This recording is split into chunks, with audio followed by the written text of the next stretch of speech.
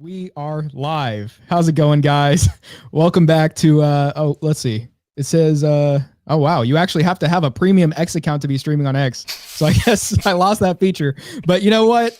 It's whatever. We're on Rumble, we're on YouTube. We're back with another Civil Offense episode. My name's Ahmed Mali, and today we have a special guest here, Cory Endrulat of Nature is the Answer. How's it going, man? How's it going, man?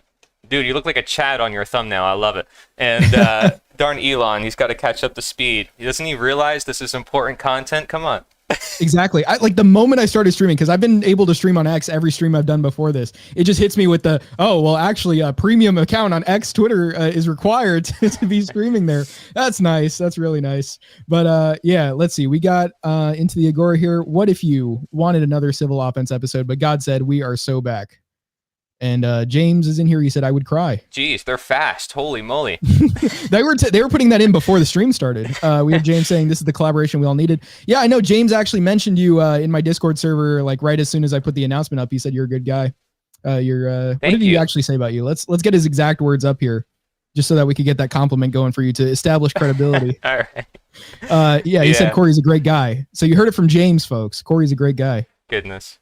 Dude, your content appealed to me because you do a really good job. Yes, not just with your thumbnails, but I'd say with the topics that you're discussing and the people that you're bringing in, it was very enlightening to me because not a lot of young people, I would say, are interested in the truth and freedom from the events that I do and a lot of the outreach that I do. But you, on the other hand, you're finding a lot of them. I don't know how. I don't know how you got involved with this whole shebang. I actually don't know really much about your journey.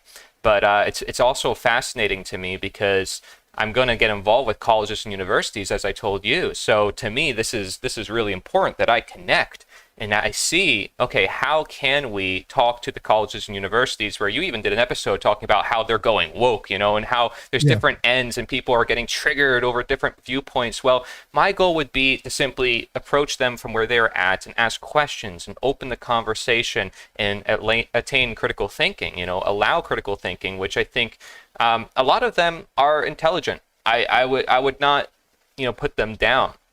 A lot of the older folks I talk to would probably think, oh, no, they're brainwashed or they're thinking in their ways. And I think that they have a lot of technological tools at their fingertips that they're able to use and that they're really good with. I mean, they know things that I don't. And you don't know until you talk to them. You don't know until you connect with them.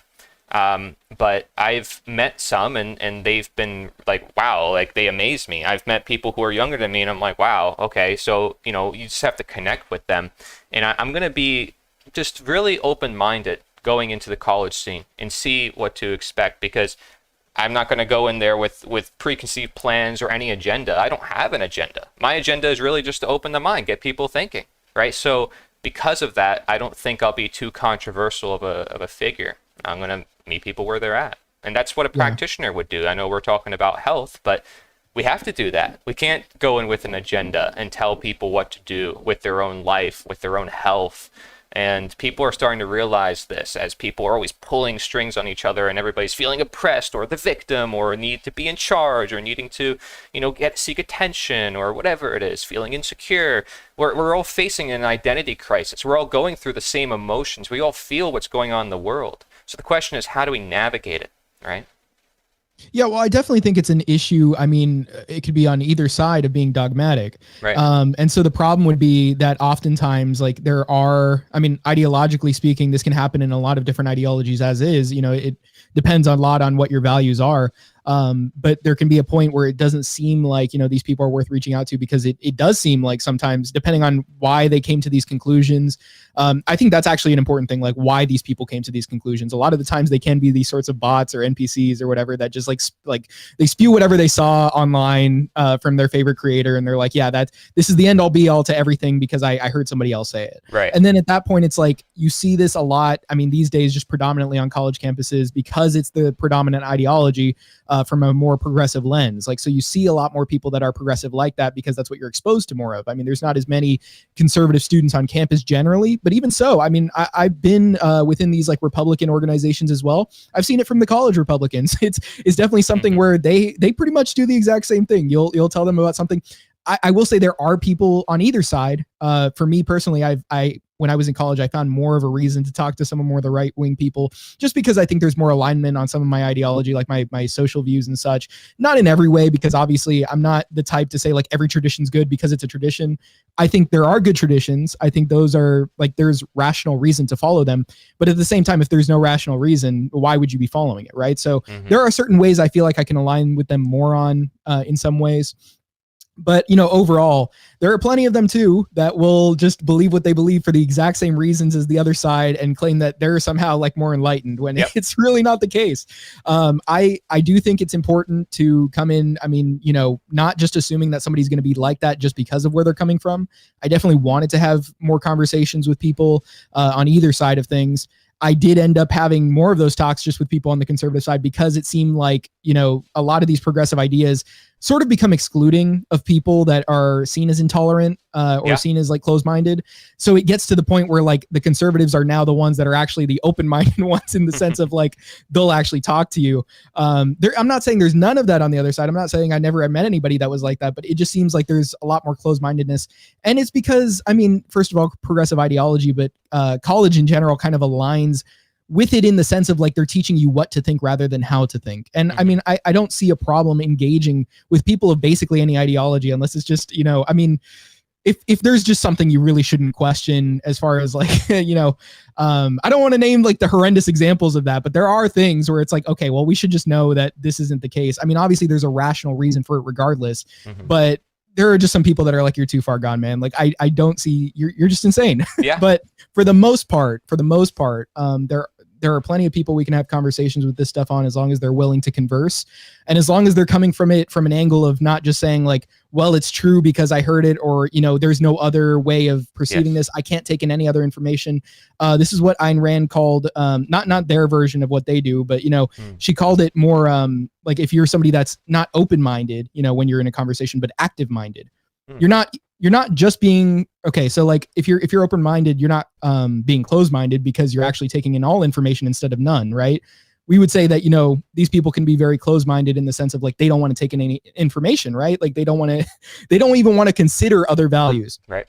And then you have open-minded people, but the problem can be that these people at a certain point, naive, they'll take in anything as like, they hear it and it's like, oh, now it's true. So even before they became closed-minded, they could have been open-minded and just taken in the first thing, or they could just be to the point where they don't really have values because of how open-minded they are. Rather, it makes sense to try and integrate things with what you know, and actually weigh it against what you know to see if what you know actually still makes sense, or if that thing makes more sense, right? So there's definitely a process that should be going on in your mind rationally, to be able to consider these values. And the only way that you're really going to do that is with open conversation. I'm not for shutting down the conversation when it comes to a lot of these progressive values, even considering whether they're right or wrong. I think it's actually very much important to do that, because otherwise you just end up being those same people that are like, well, it's just wrong because these people are terrible. And that's it. That's the end of the story, right? Absolutely. And again, coming from a practitioner point of view, you would not deny a client or a patient, no matter how difficult their disease is, but you may refer them to somebody who will better treat them. So what I'm saying is that, you never say, oh, there's no hope for them to heal. There's no faith for them to heal. There always needs to be that slight idea of, well, this is what I'm here to do. Like, I can't deny the patient or the client. I have to work with them and who they are. So I don't go in with the bias of, oh, they're left or they're right or they're this or that, because that's where I fall into the trap, to the divide. And I'm not here to divide. I'm here to unify. I'm here to see, okay, maybe they do have an identity crisis. Maybe they do have insecurities and deeper psychological underlying root cause problems that are not being addressed. And rather, they're being projected into society through the shadow that Carl Jung often talks about, through these mother-like figure archetypes through the left, or the father-like figure archetypes through the right, or whatever it may be. There's always some level of projection that's happening in society. And I don't claim to have the answers. I don't claim to be the expert. And I think that's exactly why I think I'll be able to speak to these individuals, because I can meet them from where they're at, because I don't have an agenda. I'm simply there listening to them, caring about them, and saying, look, the world is a problem, and you see it, we all see it, even though we all may disagree on our own worldviews. That doesn't matter. We all understand that freedom is important, or we all understand that the world need solutions, and that maybe this generation is the most adapt to do it because we're all in our 20s or 30s. We have the energy, we have the technology, we see where things are heading. We are the ones that are going to determine this future. So we have to pay really close attention to the actions, to the mindsets, to what we're doing in this life. And I there liked how are you, solutions that I we liked how don't you know. brought on the thunder when you were talking about bringing the energy, having Yeah. energy, and then there's like a thunder strike. Yeah. So I'm looking over there. I'm like, oh my goodness. It's like God's calling my name right now. Yeah, and I mean, like, I get where you're coming from on that for sure, because it definitely makes sense to be that kind of person, like to promote the conversation, because that I feel like that seems like your role. Like you're the person who's ensuring that there can still be a conversation. Exactly. Me, on the other hand, it's like, yes, I do want to have the conversations. I'm not saying I have an agenda, but I definitely have rational values. We all have that, biases. well, yeah, You admit to it. That's great. Right. I'm not saying I'm trying to just like say these values are the values that they should be because they're the values that they should be. Like I'm not having circular reasoning to try and just promote. I'm not trying to be dogmatic is what I'm saying. Right. I think again, that's like the problem, being dogmatic. Me, on the other hand, it's like, yes, I do have firm beliefs. I'm not like, I'm not just going to be like bending every time somebody says something that's slightly different than me. I'm like, you know what, maybe it's like that. I can accept that. But I do want to have the thought-provoking conversations. At the same time, I definitely want to stick to what I know to be true through reason. So as long as it's something that I've come to conclude like through like a reasonable understanding and like, actually using my rational faculties to come to this, I'm going to be a little firm. I'm going to be like, well, here's why I don't think what you're saying is right. Here's why I think, what I've come to is correct. That doesn't mean that is forever like that. That doesn't mean that cannot be changed by any new information, but it is to say that like, based on the information I've been provided so far and the arguments I've been provided so far, this is what I believe. And I would like to sort of defend that position, right? Because it makes sense to me. It is something that, I've come to as a proper conclusion, right? Yeah. Absolutely. And, there's many different ways to, people have developed all sorts of different philosophies and ways to look at the world. And I think what you're trying to hit on too is not getting stuck and being able to discern through these different ideas to come to your own point of view and your own understanding of the world, which is something that I would want to help everybody in doing and something that I haven't stopped in doing. It's like the teacher doesn't stop learning. And the person who wants to talk to others, who claims that they want to do something, such as myself going to colleges, I don't need to say that I have, an integrative nutrition certification and that, I do events, I've written books or whatever. I'm not going to go around touting this stuff. And I'm not going to say, oh, watch my documentary on this or that, and here are my views. But people are going to be curious, and I'm still going to have my own views. I'm saying I don't have an agenda, meaning I'm not going to impose it on others. I'm not going to say everybody needs to think like me. I'm not going to say that everybody else is wrong and this is what needs to be paid attention to, as much as I may want to, because everybody, stays firm in what they think is true. The point is that, again, if you're trying to introduce something new to the world, there's going to be controversy naturally. There's going to be some level of resistance. There's going to be some level of sacrifice. There's going to be some level of having to, again, work from where people are. And if you're unable to flow in that sense, then that's when you run into a deeper problem. So absolutely, the points you make are important. And the fact that you're in Florida means we might be able to do something collaborative with that, which would be pretty darn awesome. But yeah, there's a lot of potential. People have so much value in themselves that are untapped. And I want people to see that value that they have. Because people may feel powerless. Oh, they've done it before. People have figured it out before. Oh, there's other philosophies. I don't need to develop my own. These other healing. The doctor will be my doctor. The teacher will be my teacher. The governor will be my governor. But what about yourself? What about technology and utilizing the tools at your fingertips to access any book, any material in the world? This is empowering. And this is what we can really utilize, especially in a support system with other people. And that's what I want to create, is not just a reservoir of information and knowledge that is untaught knowledge or alternative solutions, but a support network for people. And we're doing that online. I mean, unintentionally, I've become basically the person helping the conspiracy theorists face their own traumas, having to face the world that is resistant to their ideas. And they're trying to find people who they agree with, or they're trying to find people who they understands their struggles in life. And so everybody usually clicks on a video because it appeals to them at a certain moment, right? So people are not going to click on this video, the people who perhaps need this the most. And we have to bear that in mind, because if we want to change the world, we need to reach those people who need it the most. How are we going to do that? Unless we totally escape the box that we're in, which we can very well make it a box. We can very well stay in our echo chamber and never see outside of it. Although we're claiming that we're critically thinking and we're outside the box, we're in a box thinking outside the box. It's like the practitioner who has the ego of non-ego. Oh, I'm special because I don't have an ego like all these other people. It's quite interesting. This is how cults form. This is how different communities form. And being able to look and discern through all of this will help us really emerge to our greatest potential. Because I'm not here to be the only leader, the only person to inspire. Again, I seek to be inspired from others, and I want other people to be the leaders. And is this not voluntarism in action? Is seeing our own values, seeing our self-ownership, seeing that we should not impose our views on others? This is the very message that we promote. It is, and it has no agenda. It's Taoism, essentially, in the basic essence. It's Buddhism in the basic essence, actually, and from the Eastern traditions, which is not really having that ego present and allowing things to work as, you can say, nature intended, which is the whole point of my channel.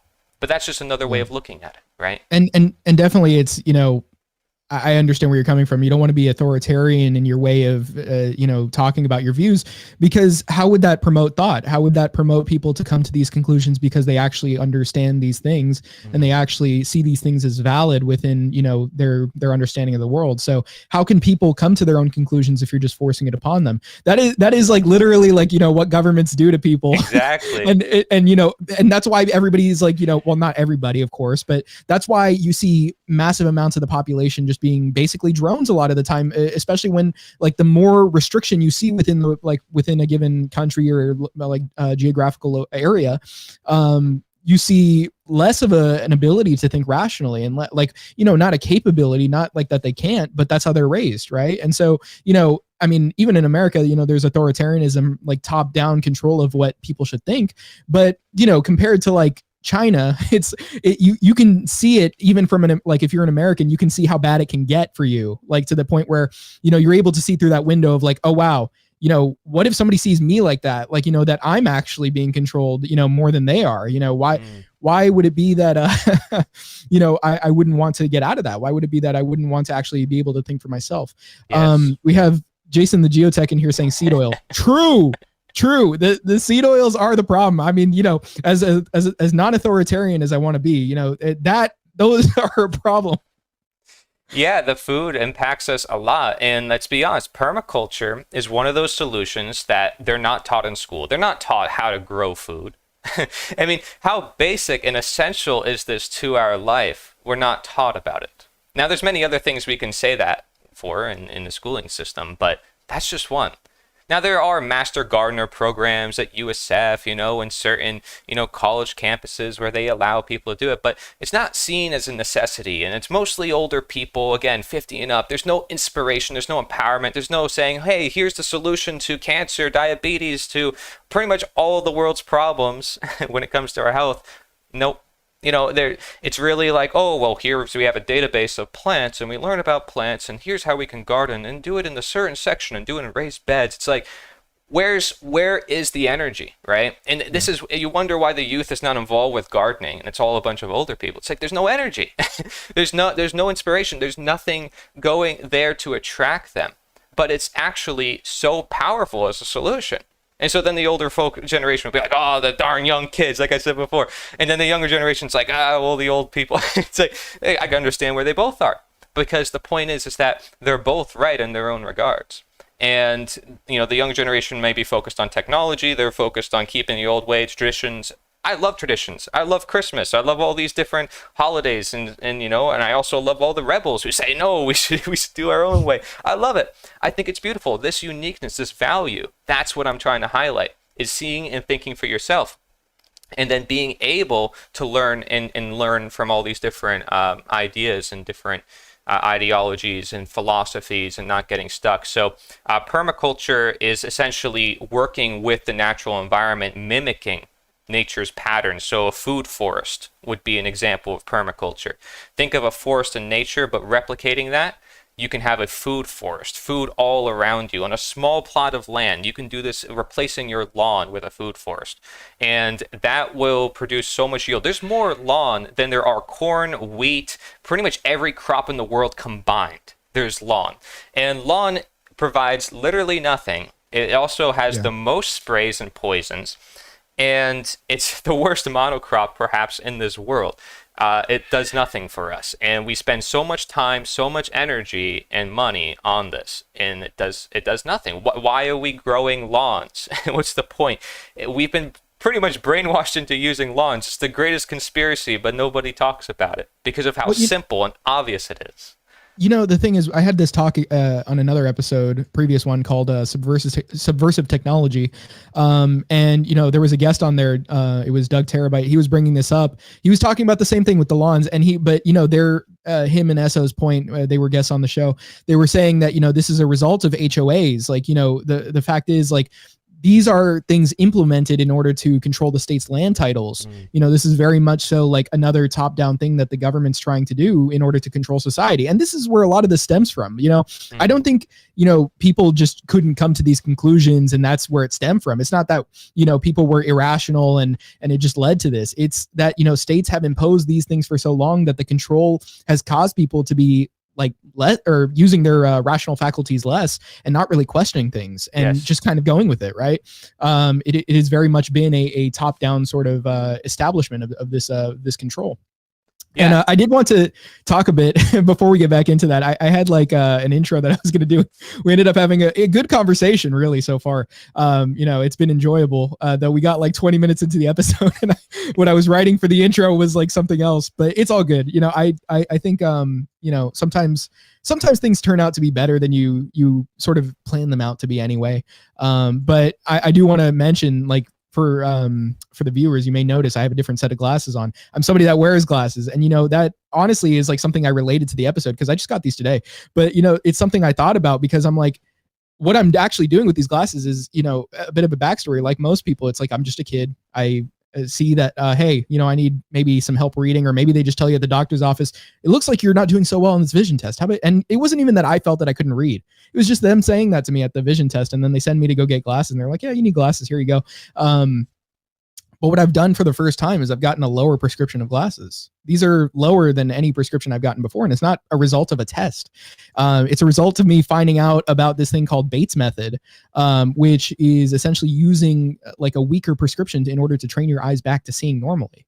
And the thing is here is that you can, I mean, well, Bates was a doctor in the like 1920s. He recommended just throwing out your glasses completely, which is not the most feasible thing for a lot of people. But, you know, if you can train yourself to do it, you know, it's something that over time you can even improve, as well as just wearing them when you don't need to. Like if you're out on a walk, seeing things from afar and just looking at them like that. I hope to, you know, every couple months at least, like, you know, switch out for lower ones to see if I can do that, because it seems like it's something that works for people. And, you know, that really brings us to the topic of today, right? And it's sort of something we've already been addressing, which is like the norm following the consensus has brought us to a point where medicine is about eliminating just the symptoms. I mean, even forcefully, as opposed to helping people heal by addressing the root causes of the disease, which is something that you seem to very much agree with. And, you know, we've been instructed to sort of not see ourselves as having free will when it comes to our health. But you, like myself, seem to know that, you know, we have this autonomy when it comes to it. And everything. Yeah, exactly. And basically, you know, I can't imagine something in our lives that we really don't have autonomy in. But, you know, you know, reclaiming it is just a matter of having a better understanding of ourselves and reality. And, you know, I that sort of leads us into the rest of the episode here, because I kind of want to, and you know, we have oddities and rarities in here saying you wear glasses because you're nerd, because you nerd. He said, I doubt the glasses method. People have genetic predispositions to needing glasses. You know, see, the thing is though, like what I know about the necessary sort of like, or what's seen as necessary, the reason that you need glasses, I've been like seeing stuff about it, is your eye formation when it comes to your development, and like the reason people need more of them now, and not just because glasses were invented and therefore people are wearing them now that they need to correct them, but more so like the development of your eyes when you're outdoors is different than when you're indoors, and your body's basically not getting the right signals to stop the formation of the eye at certain points. But this is something that you like seemingly can retrain. It seems like there's a lot of other things in your body that you can retrain. And, you know, like there's been, I was going to bring up these examples a little bit later, but, you know, it seems like the medical industry is sort of causing aversion. I mean, not just sort of, but they are causing aversion to true healing. And they're instead pushing these forceful fixes like surgery, or, you know, like I said, putting a bandage over the symptoms rather than addressing the root causes. Like when you have like you need your tonsils removed, they say, or you need your wisdom teeth removed. Mm-hmm. And, you know, the thing about wisdom teeth, I like, this is a problem of people not having the right like fat soluble vitamins in their diet. Mm-hmm. It's a result of people not having the same things to chew on that they used to, like, you know, very like, you know, people used to chew on like bone and meat and all that. You know, it's like we had a very different way of eating compared to now, as opposed to all these soft processed foods, which are very much messing up, you know, our jaw formation. And even if you want to like, you know, have something that you're fixing this with, I know people that are like, you know, they do mewing, they do this to fix their jaws. They also chew a lot of mastic gum, which is something that allows you to train your jaw. You bring up a lot of relevant solutions, you know? Yeah, I'm trying, you know, that's because again, it's like an issue of like people thinking that you just don't have free will when it comes to these things, or you don't have autonomy. You know, there's like, well, you know, appendix, I know at least, you know, the solution to any sort of problem with that would be more so you could stave it off with biotics. It's something that you can help that with instead of just removing it outright, like a lot of these things. I know one thing, you know, I remember I was in because I was in college, I was doing some like leadership in these groups. You kind of asked where I came from and what my background is. Mm-hmm. I had and I guess I'll just get into that and then I'll let you talk, because I know I'm talking a lot here. But I had initially sort of like just been interested in politics itself. I was very like much so like, I was like, oh, you know, look at the elections, how they're going and how the country's going and stuff. And I was relating it to that. So I'm like, let me just go find a party to join or something, and or a club. And I ended up joining like the College Republicans and Turning Point and all that. And I eventually started setting up my own Young Americans for Liberty chapter at my school. I was the one that actually like brought it back to the university, which I felt like that was one of the places I fit in more better than like some of the more like just outright conservative places, as opposed to the ones that are conservative friendly, but also libertarian friendly.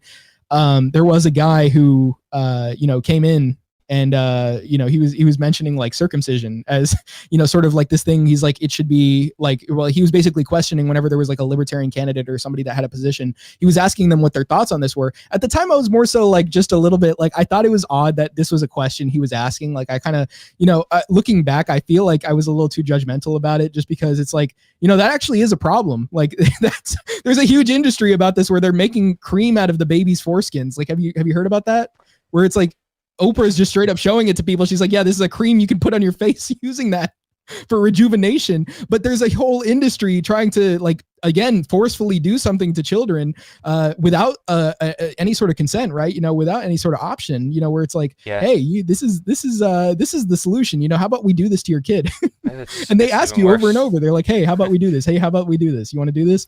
You know, because there's such a like an incentive structure surrounding it, and there's a lot of fake, like, you know, sort of like just BS science surrounding it, like this consensus that it's cleaner and that, you know, you're staving off any sort of like, diseases. Yeah, it's proven. It's, bro, trust the science. Right? It's in the science, it's in the literature. Yeah.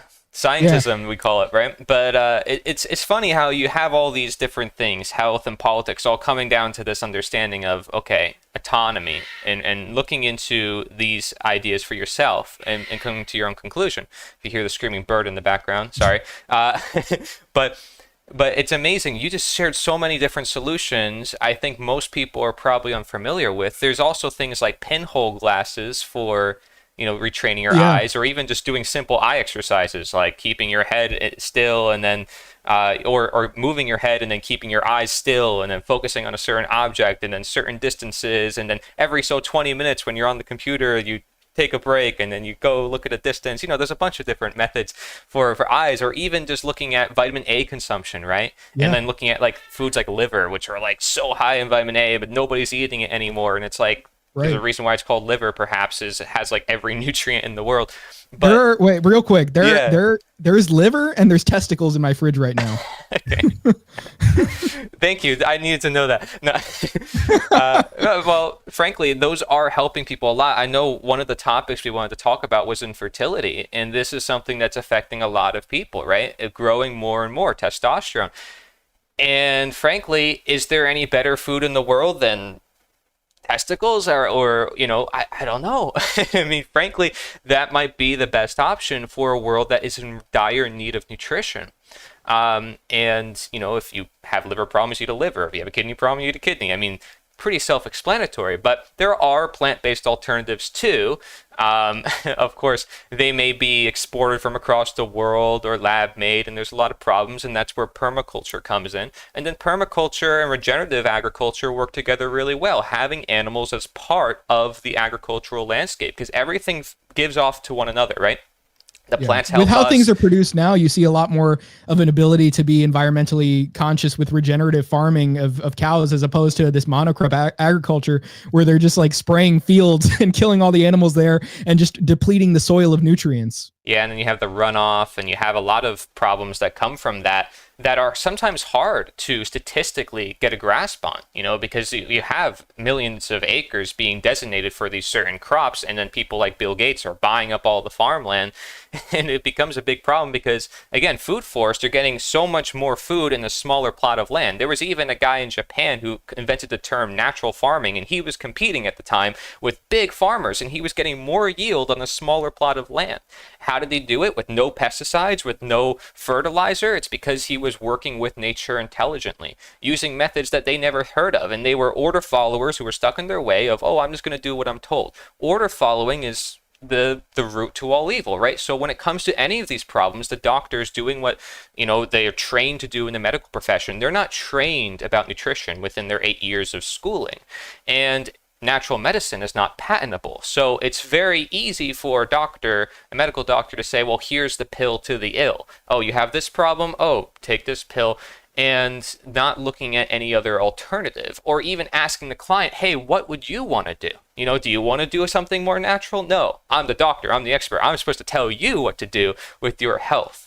Right? They create this expectation, and then they create the justification for the client to say to themselves, I don't want to be in charge of my own health. I don't need to be in charge of my own health. I need to be dependent on somebody else, because it's much easier to let somebody else handle it. But then they wonder why they end up with cancer later on, or all these other problems, and everybody mourns. It's like, sorry to say, some level of karma involved within the world, that if we're not learning, we're not taking control of our own life, expect things to get out of control and expect problems to appear that you don't know where they're coming from, because you were not in control.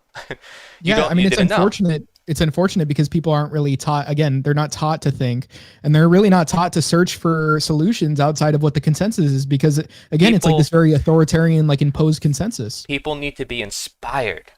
Yeah. It's not that the information is there. You recognize that. You just shared a bunch of solutions, and you probably have more. Yeah, and you probably got some of that from researching, right? I'd imagine. Yeah. So if it's out there, and it's being censored too, but nonetheless, there's still a bunch out there. And if it's being censored, that means that it's still there. It just has to be, unveiled. And there are people who are developing their own search engines and their own ways of doing that. If you want it, you can find it. That's pretty much the nature of the internet. All the good, the bad, the ugly, the beautiful. But, that's a tool. Technology is a tool. It's not inherently good or bad. It's what we use, with it, because it's man-made. It's something that we created, so we have control over it. Same thing with AI. It can be something really beneficial for humanity if we permit its usage, if we understand our natural intelligence beyond the artificial, understanding our role, which is to utilize those tools and not become the tools of our tools. Right? So this is the struggle we're going to head into, and everybody, I would say, understands this struggle. So when I speak these words, I think most people will be able to sympathize with me on the college campuses. It doesn't matter how much knowledge they have about artificial intelligence. They're surrounded by tons of different distractions on a daily basis and technology. I'm sure they've had some level of understanding. Wow, I was on TikTok and I was scrolling for 3 hours. Wow, my dopamine rush was going through the roof, and then I ended up depressed, or I have anxiety. How many kids in high school was I helping with depression and anxiety? And I wasn't helping them because I was an expert or anything like that, but because I was simply there for them. because I simply listened to them, because I was there for support. So really, it's about inspiration. If somebody's inspired, they want to do something, they want to better their life, they will find and meet other people to do that. They have to, they put themselves on that frame of mind. They create habits around that frame of mind, and now it's easy to do those actions, and it's easier and easier to create and manifest that life that you want to create. And I've met people who inspire me, and that's where I got to where I am now. You know, it's people like Jim Gale, who has 50 acres in St. Cloud, Florida, who has a massive permaculture demonstration with off-grid Airbnbs and grazing cattle and showing how food forests can change the world and how he delivers the message.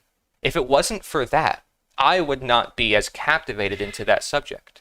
He came from all different angles. He delivered it mathematical, religious, all the different ways that you can deliver that message, because he realized if this is an important message, I need to reach everybody.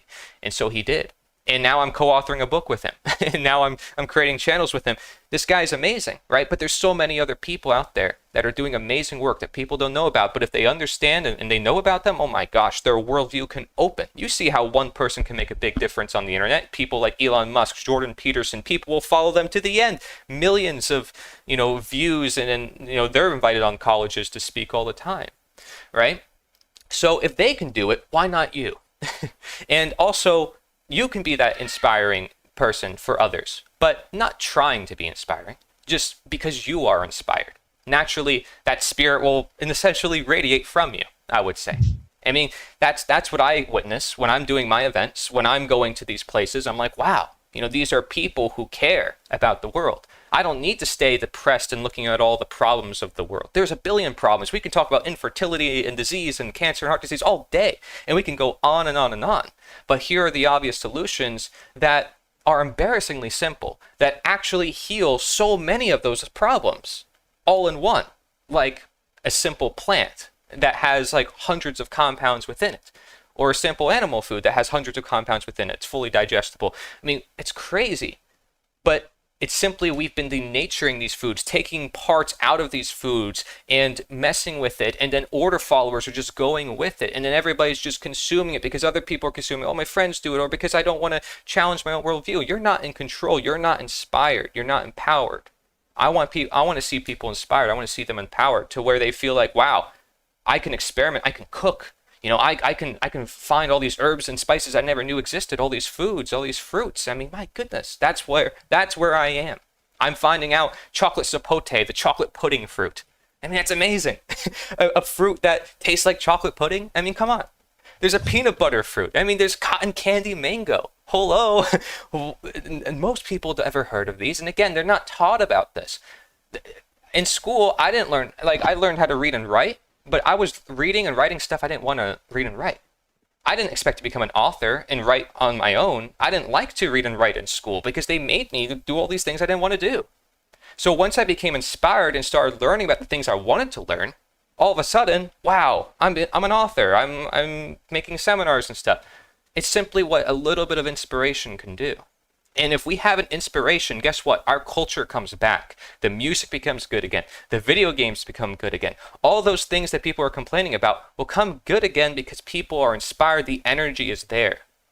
The energy right now is stagnated. People are looking for solutions, but they're not being the solution, or they're not seeing those solutions that can bring them and elevate them to a higher point, like permaculture that can really break things in society. When you put it in practice, when you see it with others, when you experience it in person. Because if you walk through a food forest and you're like, wow, I'm surrounded by food, and it's like you're with a bunch of people who are like, you can say high vibration, who are like, this is awesome. There's nothing beating that. And you can bring anybody into that food forest. Doesn't matter if they're left, right, libertarian, it doesn't matter. They will all be open-minded. They will all be inspired. 100%.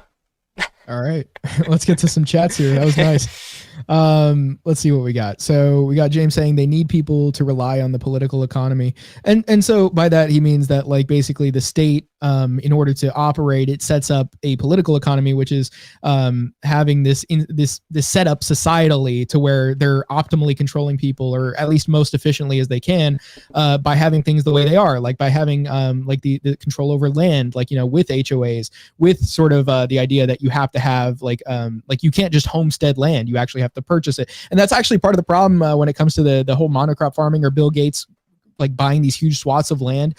It's the fact that they can just like, when you have all this money, and also when the state sanctions it, you can just obtain far more land than you can realistically even homestead, to the point where there's no longer competition as far as who gets to the land first and uses it in like through whatever means they see fit. It just becomes now this rich guy owns all of this land.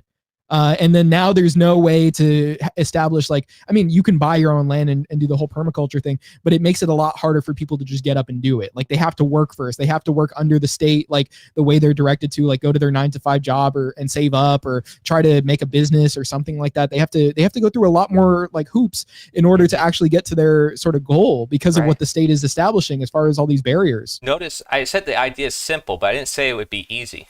Right. Okay, there's always going to be resistance, but that's not the point. We don't sit around saying, oh, well, the problems are too hard to address, so let's not face them. I don't even talk about how hard they are. I talk about the fact that they need to happen. Mm-hmm. Because if you have enough people who want it to happen and enough people who are inspired for it to happen, it doesn't matter how hard it is. People make this world work. People create the government, we say, right? Well, it's true. People are the ones that believe in the government's legitimate authority. Illegitimate authority in reality, but they believe it's legitimate through their belief system statism. It's all people. If you change the people, the whole system collapses. If you have some people in their own house, just not even half an acre, not even a quarter of an acre, putting a food forest on just a small part of their lawn, and every person in the neighborhood grows just something, that economy is so decentralized now. That environment is so much more beautiful. You have butterflies and insects and all sorts of animals that come into that environment. It's much more inviting. It's people can see it, they can sense it, they can feel it in every single way possible. And they can live out that world that is decentralized. They can see freedom or voluntarism in action. So to me, these are the two keys for the future, voluntarism and permaculture. And it's just a matter of time for people to realize this. And I'm sure there's many other ideas, off-grid living and all sorts of things that you can integrate within. We call the stacking functions, right? But that's what we can do. With you, me, other people, everybody's got great ideas. We stack functions, and now we can create whatever we want because we're all delivering our piece of the puzzle. We all have something unique to share. And again, that's what gives us our value. That's where our self-ownership lives. It's like understanding this is who I am. And that's why I shouldn't be depressed or have anxiety, because I realize I can be inspired. I have the potential to share my story. Oh, I went through all this hardship. This other person didn't. Well, now you understand that hardship. That other person didn't live it. You can now speak on behalf of that. There's a reason why people like Theo Fleury, who's now into permaculture, he's like a famous athlete, wrote a whole book on trauma because he experienced it himself. But that trauma, he faced it and he went into that, and that allowed him to write that book, and now he's a famous author. Right? Tapping into it. I was just going to point out that, what people have pointed out to me, because I originally thought, hey, it's just a matter of people like defying the state, like, in their belief systems, and then, things will like go away from there. What they've pointed out is that it's not even necessarily about the ideology people have concerning the state, even though it is beneficial for people to not believe that they're controlled because it actually helps them take the action. But it's about the incentives that are in place, and also, the fact that they're taking the action. So, we can be the people that are essentially like creating it, like these things to where, like, whatever technologies they may be, it's just more convenient for people to be using them than to be following what the state does. And that's overwhelmingly how people are going to be essentially converting into these practices, which are against the way that the state operates and against the economy of the state. It's counter-economic, but the thing is, like, in order to get there, there do have to be people that not necessarily even, I mean, like, yes, it helps a lot when your goal is to actually make something subversive. But, technology in general, as it continues, it can very much be so adapted in order to, sort of thwart the state or what, control, I should say. And it makes it so that it just becomes easier to do these things rather than just follow. rather than just, do whatever you're told to becomes do. So like, permaculture, for example, imagine you just don't have to rely on taking those trips to the grocery store, spending all that money. As it gets more expensive for people to even eat, of course they're going to be more incentivized to be engaged in that activity, right? Right. So like as the state places more pressure on people, as technology develops, it just becomes that, and that is driven by people that care about these matters, whether it be because they're against the state or whether they care about the benefit of humanity or what have you. But it just gets to the point where, even the followers are just now following the thing that isn't even what the controllers wanted them to follow, just because it's easy. It's the path of least resistance, right? Yeah. That's just the matter of that. Exactly. When you find that the truth is more inspiring than the lie, and that evil cannot exist where there's life, it's just a beautiful thing. And in integrative nutrition, we call this crowding out. If you add in a good food, it kind of crowds out the bad food. So you keep adding in foods rather than eliminating evil foods, and saying, to a client or a patient, saying, hey, get rid of this, get rid of that, get rid of this, get rid of that, and just like basically it's like, what do I eat? Instead of doing that, you can be like, well, add in this food, add in that food. So, you're having sugar cravings, add in a sweet potato, add in fruits, and then all of a sudden now their sugar cravings go away. They didn't remove anything out of their diet. They simply added in something that wasn't there, that needed to be there. And so you can call it a sort of compensation, but really understanding what we're meant to eat in a sense too, and getting more back down to nature. Of course, my message, nature is the answer, is relevant here, is understanding our true priorities, our true needs, and what is actually going to sustain us in the long run. We learn that through time. We learn that through our own karma. And unfortunately, people learn through experience, not through awareness, right? So things have to hurt them first before they say, oh man, I woke up and all this stuff happened to me. It's like, it's bad. It's sorry to say, but that's why you need somebody who can go out there and say, here are all these ideas. You don't have to agree with me, but at least know about them. Plant the seed and at least know about them, because there might come a time where you need this information, or there might be a time where this information may appeal to you. And the problem is people don't have that information there to begin with, and people are getting censored online. So what do we have to do? We have to move these actions real to real life. That's why I'm getting involved with the colleges. Not only that, I would feel bad. I'm 23. If I went 30, 40 years of my life and I look back and I'm like, oh shoot, I had the opportunity to connect with my generation and I never did. I have to do everything in my power if I have information that they aren't being taught, and people that I know who are demonstrating that solution, who are putting it in action, and they don't know who they are. I have an obligation to say, hey, just look at this. Just look at it. Don't accept it. You don't have to agree with it, but just look at it. At least know what it is. Like voluntarism, this idea, it's like everybody's like left versus right, or libertarian or centrist. But what about voluntarist? What about anarchist? Oh, that's radical. That's dangerous. What about philosophical anarchism? What about the abolitionist, and getting down to like, well, they're not chaotic people. They're not people with bandanas on. Murray Rothbard's just there with a bow tie. He doesn't look like a radical person who's throwing fire on the streets. No, he's sitting there writing a book that became like a huge volume of books talking about this idea of a new liberty, one that's founded on the non-aggression principle, which most people already agree with, which is do not initiate harm to another. And living our lives voluntarily, which most people already live. It's simply that small exception in our own minds, the mental justifications that are very dangerous. And as you know, mixing a truth with a lie makes the lie more dangerous. And the state has been manipulating people's minds. And the state, of course, I mean certain individuals who believe they have the authority over others, and many individuals believing in that authority. These people, these talking heads, these figureheads, these puppets that they put in the front row, are being delivered to the common day person as the solution. But what about you? As I said before, there's a level of involvement that every individual can be involved with. I mean, we say this is our government, self-government, we're in charge. Well, how are we in charge if we're just writing down on a piece of paper, this is who I vote for? And it's not even consensual, because if 51% of people agree with this and the other, 49% disagree, it's like, oh, well, sorry, all these people must be imposed upon because it's democracy. It's just the way things are. Sorry. No, it's not the way things are. We live our life consensually. Why do we have to abide to this system? Just because everybody else is doing it, because this is how it's always been done? That's not how, we think through things logically. It's not how we go about our own lives commonly. We wouldn't impose our will on our fellow man. We wouldn't take our neighbor's money, go over to his house and steal it ourselves. We have to hire somebody else and with the authority to do it for us. I mean, we're living our lives hypocritically and contradictory to our own morals, and we don't see it. So when you start poking holes in this and you start asking questions, it's like, why are we doing this? Well, there's clearly alternatives. There's clearly better ways to do it. And clearly everything else works voluntarily. So why are we coercing others to get things done? You know, and so the same thing with medicine. It's like, why are we using these pills when there's a bunch of natural solutions that we don't know about? Where these pills even come from? Like, the pills come from natural forms. And, you know, again, we're taking them out of nature. We're manipulating it just so we can sell it to a broad audience.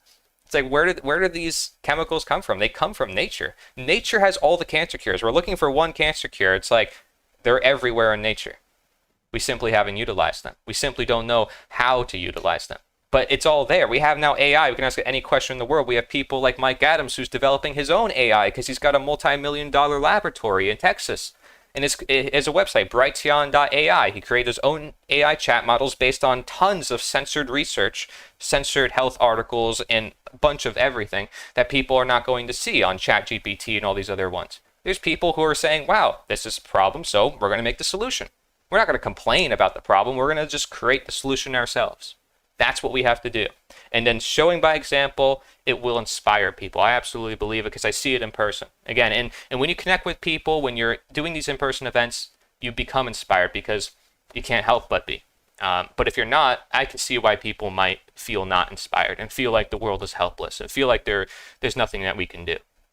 So I need to bring this to the college campuses so that way this generation has that ability. And then guess what? If you have 50 people on TikTok filming at the same time, there's no censorship. You can't stop that many people filming at the same time.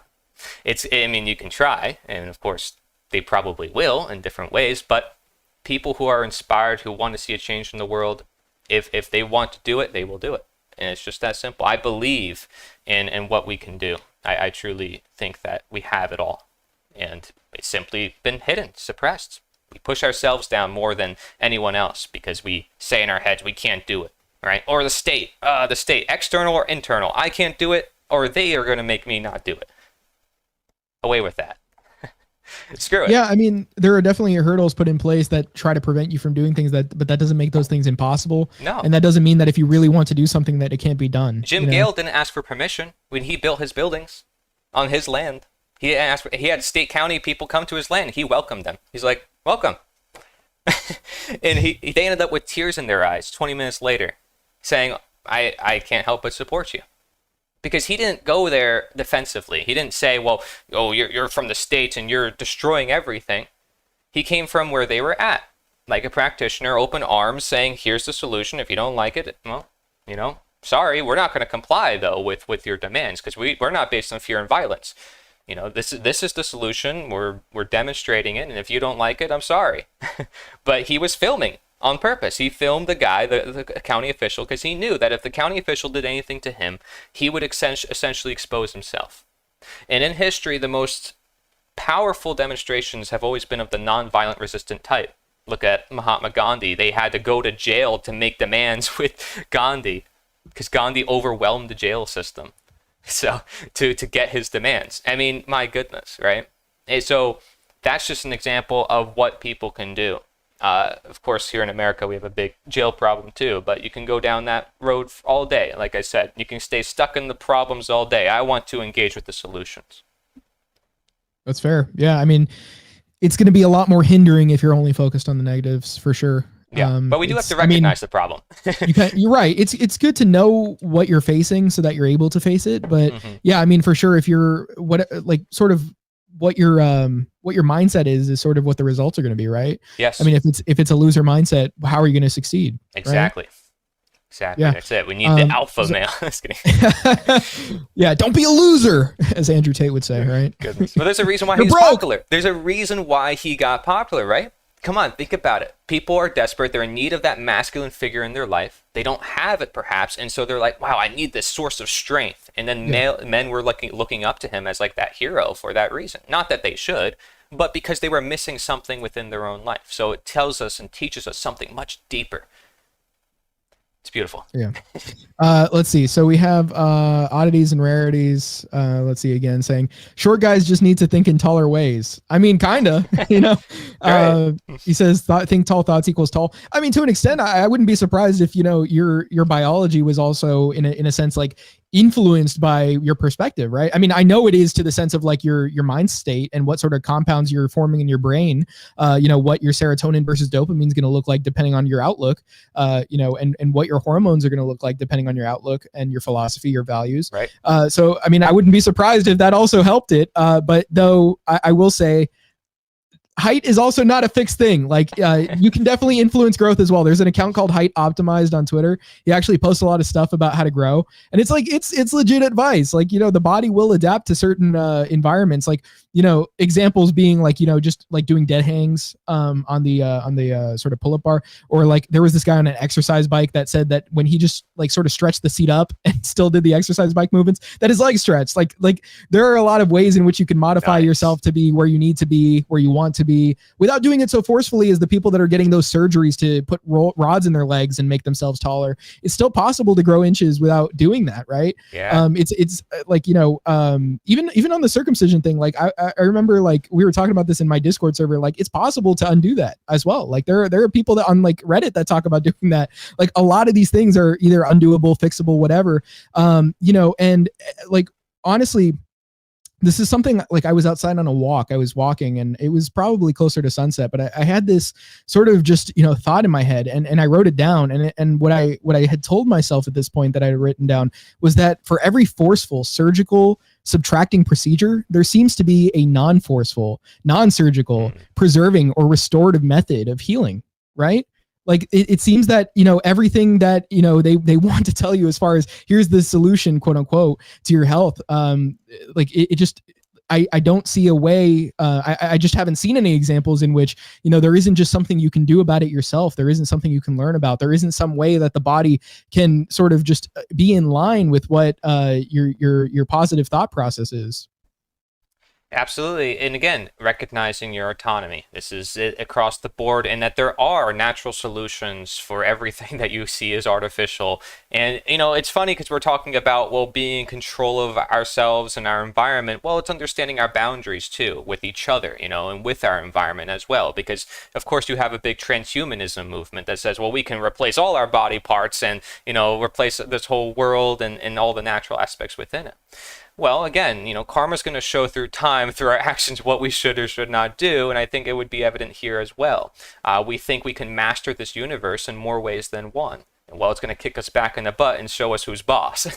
That's essentially what I would predict on behalf of technology. We're going to use technology and be very dependent on it because of our lack of understanding nature, when in reality, we can use technology for our nature. And again, this is what I emphasize as natural intelligence as opposed to artificial intelligence. So when you mention that we can grow in height, essentially with just, this guy's videos teaching you how to use certain exercises without using surgery, we're looking at a non-invasive, natural way to essentially increase our height without the need of some invasive surgery. In the same way, mewing is another exercise without having to get Botox done. And you see people who get Botox. And Botox is a literal toxin, by the way. Yeah, I mean, you see like you are literally. Let me just say this for a second. You are paralyzing yourself with a toxin in order to have your skin not stretch. Goodness. To have it taut, you are that is quite literally poisoning yourself for some sort of aesthetic thing that you could be doing otherwise. And actually, if anything, Botox doesn't even look great. That's what I was just going to say. It's like you look up pictures of some celebrities, like, ugh. It's so funny. But yeah, and of course there's different types of Botox. There's medical Botox too, but some people use it for all sorts of things. So there's different ways to approach this, right? So where we don't have to put everything under the banner of transhumanism and everything under the banner of this is bad, this is good. But again, being able to discern and being able to have an open and transparent conversation with people, which is, the least we can do in this world, with people who think that they're all right and that their worldview should be imposed on everyone else using violence. So the least we can do is simply be open to the idea that maybe we don't need to live with necessary violence. We can actually live in a world where voluntary interaction is necessary and upheld as the highest goal, not violence.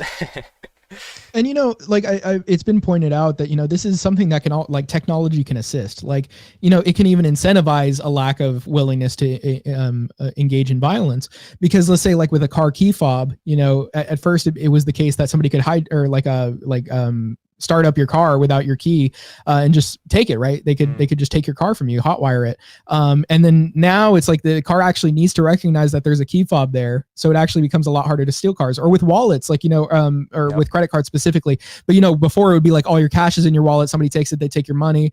Now it's like a credit card that you can just cancel. And it's like these things actually make it so that we are actually coexisting better because of these technologies. Like, it makes it like so that, like, force is actually less there's less efficacy to the force, right? Like, it's not getting your way as much as you want to. Right. And so it actually kind of just incentivizes people to act peacefully with one another. So there actually is, sort of a way in which technology can very much be used by that. I mean, of course, there are ways in which technology could be used to enforce law, which is a problem, right? The state using it to try and enforce law. But at the same time, it also disincentivizes violence in the first place. And it can also be used to subvert means that are trying to oppress you, right? Like, if the state has certain technologies, you can use technology in your favor to try and avoid the sort of punitive measures that the state is going to try and enact against you. So, technology is very much just a matter of how you use it, as opposed to what the technology is most of the time.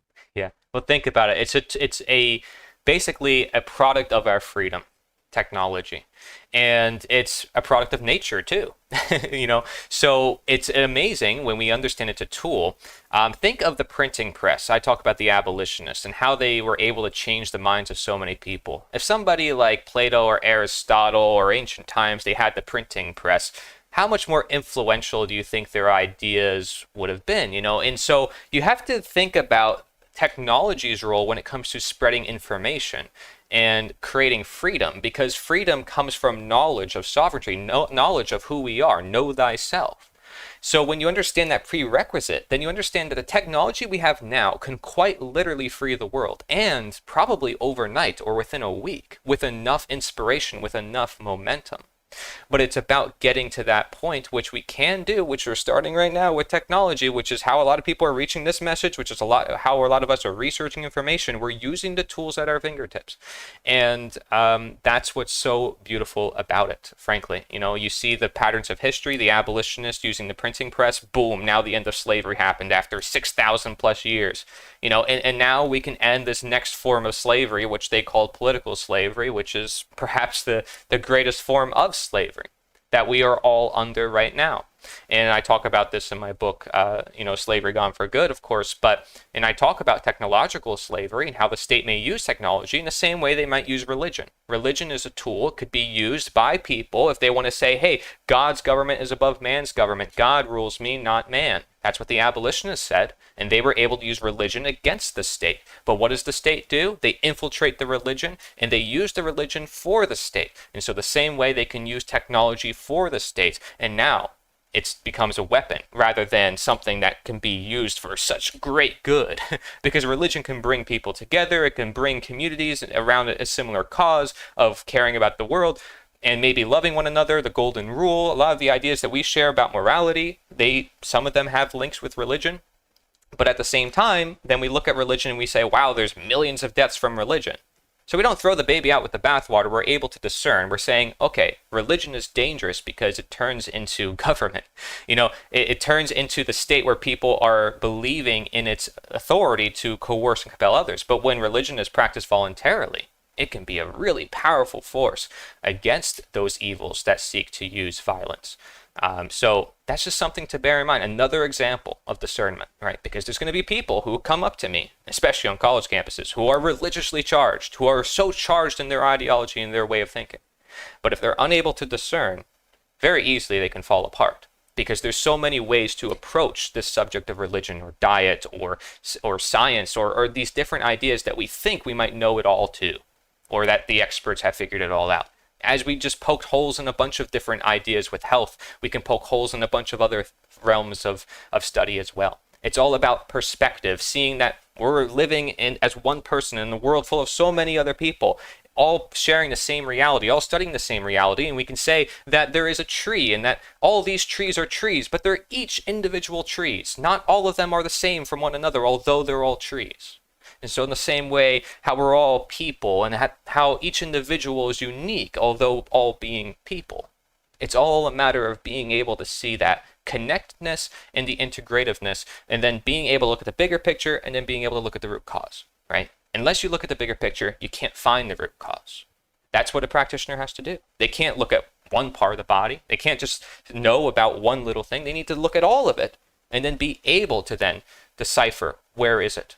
And frankly, they use nature's help more than anything else, technology or whatever, because if they talk to the client or the patient, they'll find out the problem probably more efficiently and more effectively than if they were to use technology. Oh, you were sitting in the wrong posture. Oh, you were, sleeping in the wrong position or whatever. It could be something as simple as that. But they would never know unless they started asking questions. Yeah, I'm just checking your chat because I was seeing if there were any questions that I wanted to bring up here as well from there. The first one was like, "Hey Cory, I don't know your guest." This is actually being initially streamed from my channel. Cory's streaming it as well. But yeah, I'm Civil Offense. My name's Ahmed. I run the show. Who are you? I do. Yeah. Well, yeah. Who even am I? But anyway, I do libertarianism. I really want to get into the health space because I've been honestly, I really got into it through Paul Saladino, who makes a lot of content about the animal-based way of eating, where he talks about a more ancestrally aligned diet. And then I really through him, kind of through guests he's had on, but also just being in the space, I really got into Ray Peat's work. I don't know if you're familiar, Cory. We haven't really talked much, but I really wouldn't. I don't know who I would recommend more to look into than Ray Peat as far as just a perspective on health, because it's actually where I became so adamantly free will about my perspective of health by looking into his work. It's and where I started to lack that dogmatic perspective, and where I started to believe that, because his the sort of motto is perceive, think, act. It's really about taking in that information, understanding it, and then going forward based on that. So it's a very great way of understanding things. Obviously, even so, it's I come to understandings from that of I have perspectives on what I should and shouldn't eat. But, at the same time, it's obviously you can't just tell people again, it's you can't just say hey, it's bad for you because it's bad for you. You need to be able to explain at least logically why that's the case. You need to be able to appeal to them, why these things could be bad for their health, why not just that, but what sorts of things they can do to still enjoy what they eat. Yes. Because it's not even just about, hey, cut out this food. I really do think seed oils are the worst thing to be consuming, but what do you do instead of that, right? What do you do when you crave French fries? And, the solution actually becomes, when you look more into it, it's well, there are plenty of saturated fat options like coconut oil, tallow, beef fat, such, that you can be cooking your potatoes in and make for yourself fries and do all. So basically just having these, and honestly, Saladino, I really like his work, or his videos when I say work. And he gives a lot of perspectives on why what he eats is correct. Though I do feel it's and he doesn't even really deny that it can be more lenient depending on who you are as far as what you eat. But just looking into Ray Peat's work, it seems to be there's a lot more suggestions as far as what you could be eating that's more in line with your biology, even even beyond what Paul Saladino talks about, how because Saladino talks a lot about his problems with vegetables because they do cause him eczema problems and autoimmune issues and such. So he talks about this is why I don't eat vegetables. But then Ray Peat will at least in that sphere you'll learn that hey, well, what about let's say carrots, they're not really defended. Their only defenses are against bugs in the ground and fungus. So they're actually an antibiotic or an antifungal thing to be consuming in the first place. Right. And I know we even had oddities and rarities being talking about this, but Ray Peat has the carrot salad where he talks about longitudinally slicing a carrot, right? So to essentially keep the insoluble fibers intact to run through your body and to be sort of an anti-aromatase or an aromatase inhibitor. So basically being anti-estrogen, excess estrogen in the body, and just having all these gut and hormonal benefits to it, and eating that with coconut oil and apple cider vinegar and honey. And Oddities and Rarity said taking carrots that way cured me of being gay. Okay, well there you go. I mean, it lowered the estrogen. So, but I just really think that it's been good to get all these perspectives on it, and absolutely. I really do encourage you to read that, Ray Peat's work, because he has a lot of blog posts from back in the day, when he was because he's passed now, but he had a lot of great perspectives on these things. Very much encourage it. But let's see. So we have we had Oddities and Rarities saying the appendix is basically just a natural grenade inside the body that's best to remove as soon as possible. I would think that's not the case because, it doesn't seem like this is happening to everybody, right? So, but also it seems to be hypothesized at least that it's a matter of even from the main perspective of science, like consensus, that it's like a problem of like fecal matter being lodged in there. Okay, so where's that coming from? Why is that happening to you? Does it make sense that biologically speaking that your body's thwarting you? It doesn't really make sense. There seems to be some sort of other cause that like is causing your body to do this in the first place.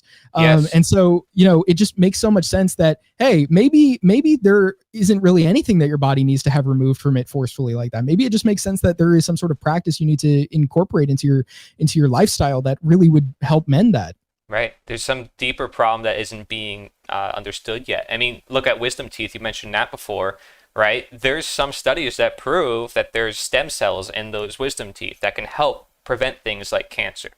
So that's a pretty big deal because people are getting those wisdom teeth removed. And perhaps there's also a reason why they're called wisdom teeth. Like, do we ask these questions, right? Now, teeth is a very interesting conversation because a lot of industries would simply not exist if it weren't for the market being suppressed, the free market of ideas. I mean, look at the teeth industry. My teeth are not perfect, but my parents' teeth are perfect. Why is that?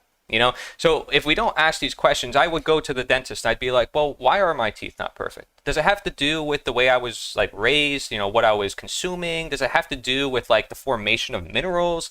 They don't have answers. They don't know. No, Cory, it's obviously genetic. It's obviously just something that you were born with and you can't fix. And then, right, it's like, then you hear about epigenetics, right? And it's like, oh, we can change so much through nutrition and through food, and it actually affects our genetic expression. Okay, so everything's not genetic. Now it's like, okay, well, what do we do? And it's like kind of obvious. Yeah, if you look at a lot of different studies, even the Weston A. Price Foundation, if you're familiar with their work, I mean, they've done studies on cats and seen over generations cooked food versus raw food, and then different types of food and how it would affect their facial developments and the different aspects of their body. I mean, that's just incredible. Right? And you see different cultures and how they have different structures in their face and stuff. It's just fascinating. And I know some of it may seem far-fetched to some people because a lot of it's still being discovered. A lot of it's still being studied. But it's all there to really open our eyes to say, well, is it really what we think it is? Because I don't think this dentist industry should be making as much money as they do off of these braces and Invisaligns and all the things that they do. I think, it's kind of a perpetuated business model that is never going to be solved unless people get to the root cause. I mean, they're always going to make money off of people's problems until people find out, wow, we don't need to be having these irregular teeth structures and such. A lot of it, I would think, would have to do with the birth system. We're pumped with like 3 times more vaccines at birth than usual. That's just one thing to throw out there, whatever you think of it or not. But then, look, hold on. Let me just say, this is YouTube. We are not giving any sort of medical advice. Yeah, okay, no we're not giving any sort of medical advice. That is just our own perspectives on this. We're not saying anything. Talk to your doctor and so on and so forth and whatever. That's the obligatory statement out of the way. Go ahead. I know I used the bad word. And so I know I'm sure it's not that I disagree with you. It's not that I disagree with you. Hey, we're in this together. Your channel falls, my channel falls too. We'll just start over again. It's fine. That's good. So, but I'm getting censored anyways up the kazoo. And I'm not even like, I try really hard, but anyways, yeah. So like breast milk, and being breastfeeding versus not, C-section versus vaginal birth. I mean, that's like a big deal in health. Everything that happens at the birth stage makes such an impact later on in people's life. I mean, we even see this with psychology and trauma, right? Where things can resurface later on in somebody's life and they don't know where it comes from until somebody asks them enough questions and it gets deep into their soul, basically asking like, what is it? What's shaking you up? What's causing you to not sleep at night? What's causing you to constantly go through these different mental loops in your head? And so we're all facing different traumas. We're all facing different problems, but I think they all can be addressed. It's just we have to give ourselves the faith and the courage to do so. Traumas could otherwise never be faced. And it's like, oh, I'll put that aside. I don't need to pay attention to it. It's like, oh, yeah, my teeth are imperfect, but I'll just fix it through some surgery. It's no big deal. The surgery will fix it. Well, I'm not going to, to me, that's not a sufficient description. Like, I'm going to go to that dentist and ask them like 100 questions. And I'm going to be like, so why is that? Why is that? Why is that? Why is that? And they're going to sit there like, I don't know, because that's usually the response I get, Yeah, and unfortunately. the thing is, like, my family for so long, like my family before me had made so many medical decisions on my behalf that were just following the consensus. And honestly, it came to the point where I was like, I want to be able to, overcome any of the things that are claimed to be these problems that just need to be, just patched, right? And that's very much inspired me to get to where I am now. I was diagnosed with hypothyroidism at an early age, and so I was like, well, I guess I'll just take the medication for it. But then eventually, like, I just came to such a great understanding that it's like, well, my lifestyle can help my thyroid function. And it did. Like, I Wow. looked at the numbers before and after, and the TSH lowered, which it should, if you're actually doing the proper converting of thyroid hormone and such.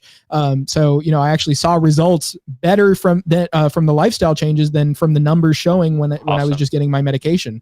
Right. Good And for you, so, man. it's actually overcoming the supposed, like, just incurable thing that you have that, Yeah. just can't be fixed. And, my metabolism has been, I know, a lot better, just as far as, like, I'm able to make changes, and it directly influences how my metabolic function works. Right. Hmm. And so, I'm just able to, like, get to the point where I'm eating, like there could be days where I need more energy if I just eat more of the right foods. Right. But if I Yes. just eat more, I can actually get more energy. And they would call this like a surplus, or like a caloric, like, being in a caloric state in which you can't burn this off, and there's just too much energy and you're going to gain weight. But, it just comes to give me more energy. And then I'm like, wow, I just feel like so much better as far as what I want to do in life. And so, to follow this sort of like restrictive way of thinking, where it's like, oh, well, I better be in a caloric deficit if I ever want to lose weight. I better be in like this low calorie diet if I want to live Yeah. longer, because they even think that increased metabolism is a problem for lifespan, because they think you'll burn out the flame of your candle, right? Yeah. Whereas you are consistently giving yourself energy. You actually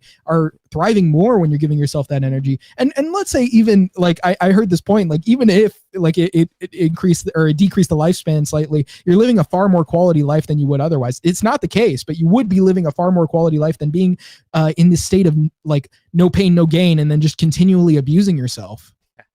And fear is never going to be a good way to change things. Like if you're always just living because of some fear of something else. Yeah, so absolutely going with the solution and then following it through and doing what you enjoy. I'm very disciplined to what I eat. I'm very disciplined.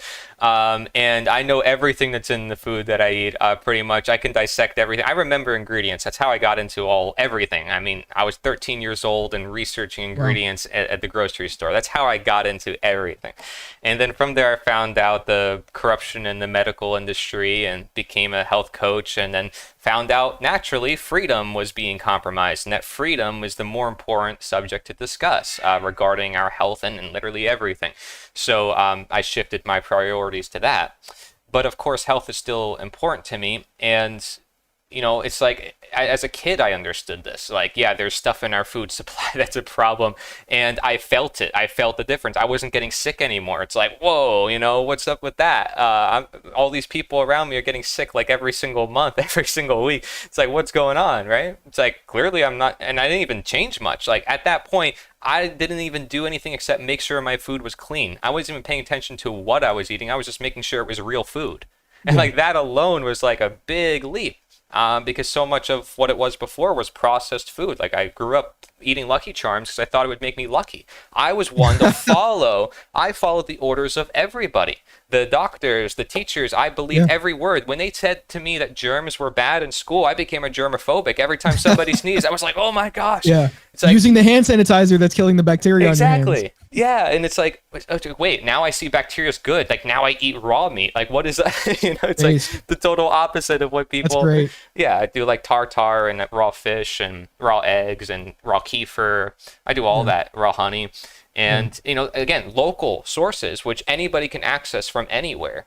And getting full, complete nutrition and fully digestible, bioavailable nutrition. It's incredible. And that stuff great. is not taught in schools. I mentioned Paul Saladino. He has the name Salad in his last name, which everybody's like, you got to take that out.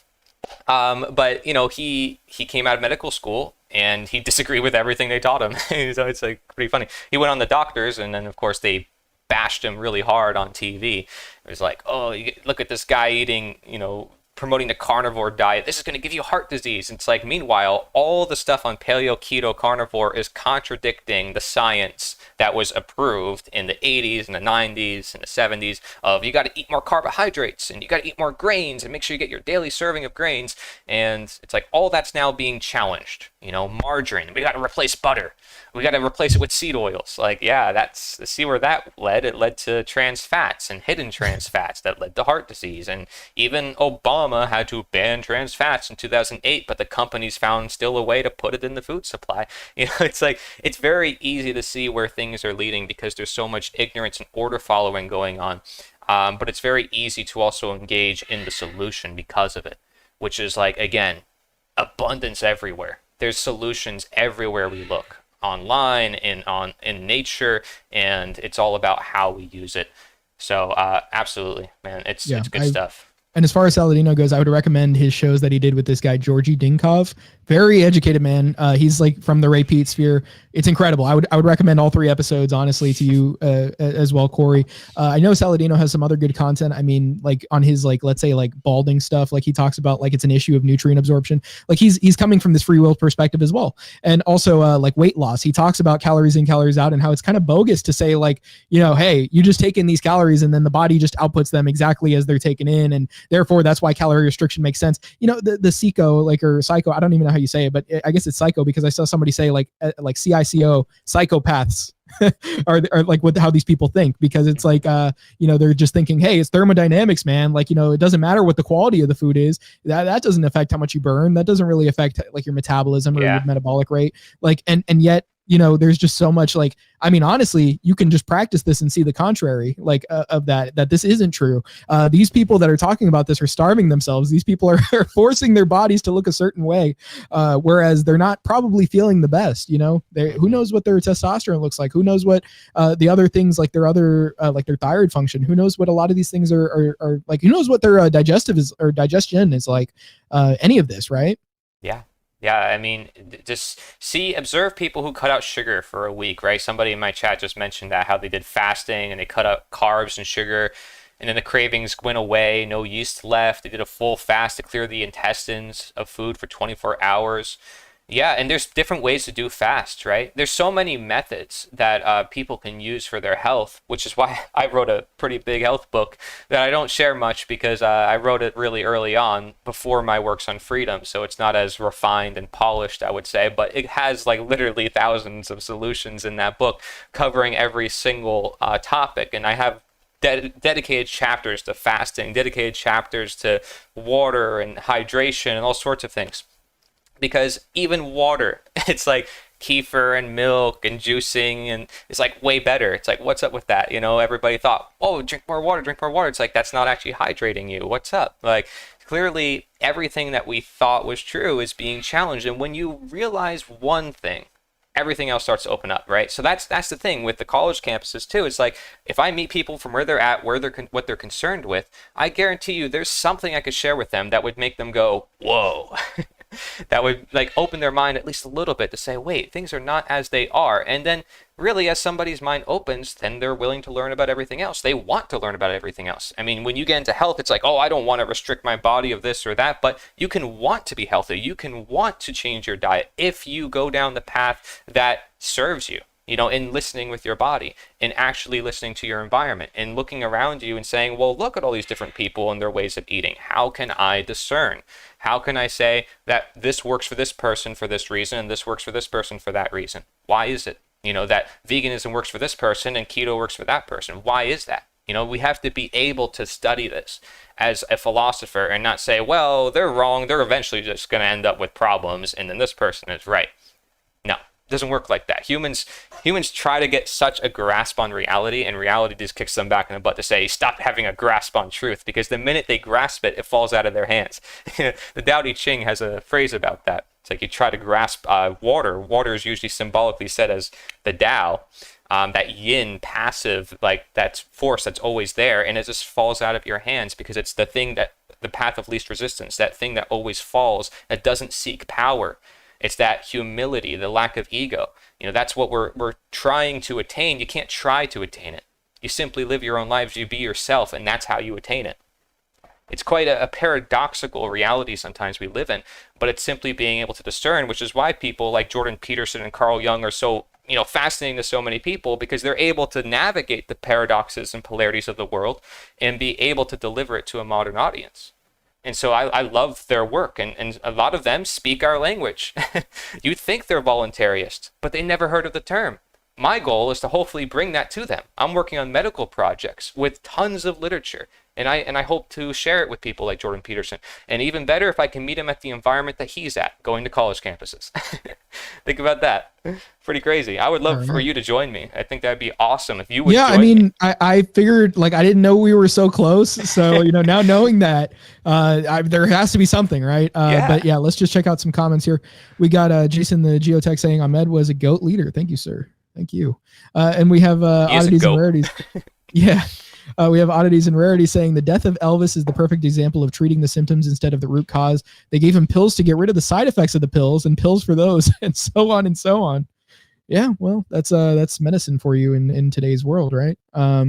Let's see. We got Humvee 94 saying, "What are you drinking?" I love myself some orange juice. That I mean, fresh squeezed is obviously better. It's honestly beyond better compared to the like bottled stuff, but you can find some bottled stuff that isn't too bad. I was curious. I was going to ask that same question. I was drinking orange juice literally right before the show, like freshly squeezed, using my juicer, and but this is just water. If that but not just water, has fulvic acid in it, which is like minerals to restore the water. It's basically the part of the natural spring that gets taken out of our water. Mm-hmm. It's helping a lot of people. I have a reverse osmosis filter for my water. I actually run it through that, and then I add just salt. Like I use Redmond's. I don't know if you know that brand. Yeah. I add Redmond's back into the water just to remineralize it. There you go. And it's very. I mean, I do not prefer to drink water as my main source of hydration because it honestly doesn't give me that sense of hydration, especially if there's no salt in it.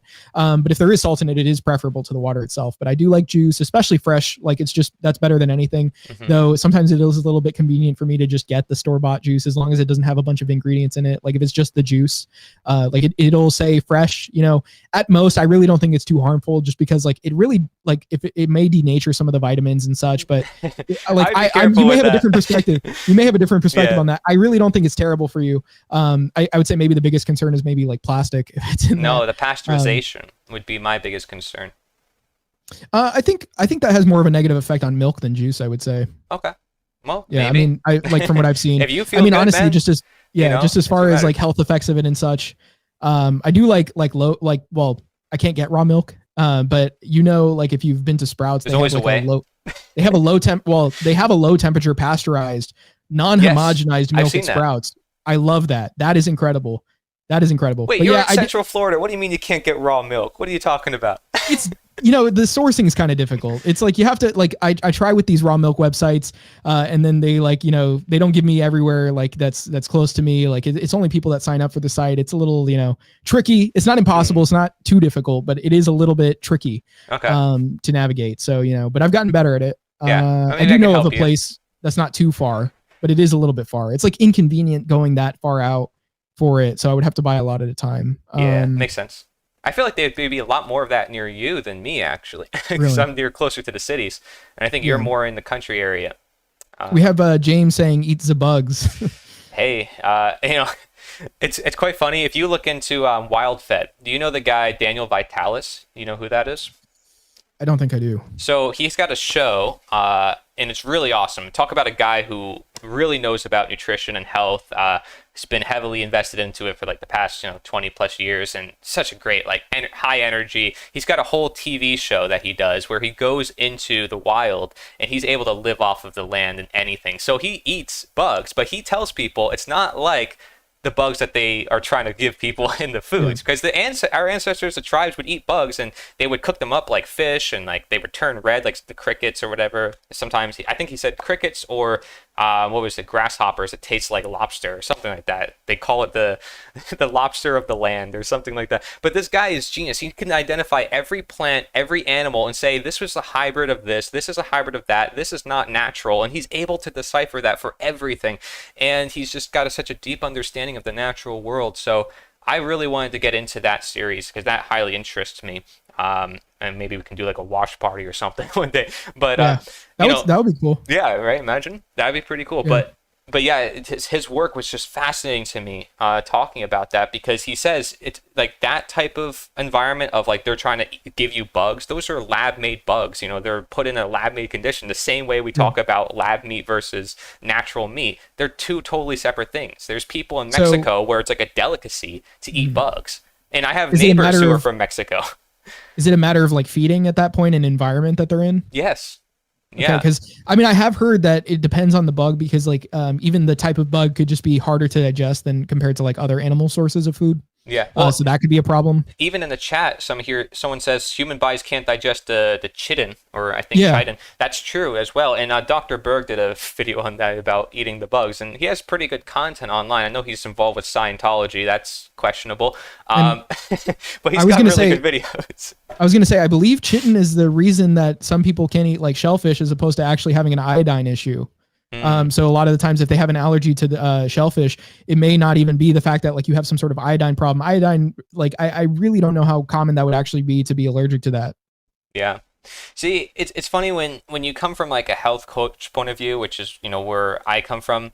It's like I'm honest with what I know and what I don't know. If somebody says, "Oh, I have this problem that is like 3 words long," it's like super long. It's like, what is that? Do you want to tell me what that is? Like what your doctor told you what it is?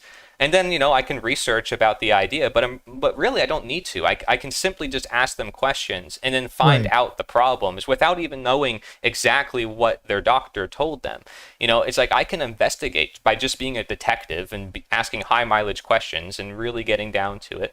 And eventually I can find the problem, even though I didn't know anything about it. And that's what's beautiful about being like supportive and rather than authoritative. Right. That type of approach is very radically different, and often it's associated with Eastern medicine, you know, as opposed to West. But frankly, the East is doing it too in many ways, and I don't like to differentiate those two realms. I mean, I talk about Taoism. It's like the first anarchist philosophy in history that comes from China, ancient China. But look at modern day China. It's probably the most totalitarian regime on earth at the moment. So, and of course they censor a lot of materials to make them look good. And people have talked about this, you know, to try to make their brand look like, oh, well, we're not that bad and we're better than America. But they keep a lot of things hidden, and they suppress Taoist literature and philosophy. In the 70s, the atheist government basically burned a bunch of Buddhist and Taoist materials. A lot of Taoist materials is very anti-authority. So they have to keep a close watch on Taoism.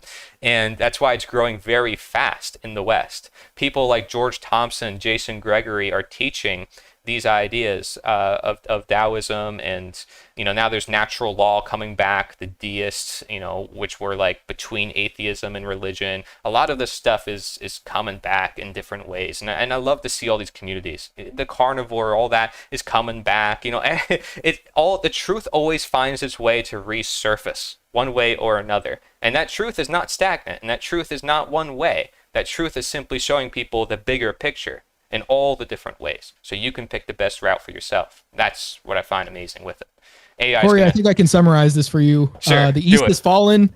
Billions must tow. What? Say that one more time. The East has fallen. Billions must tow.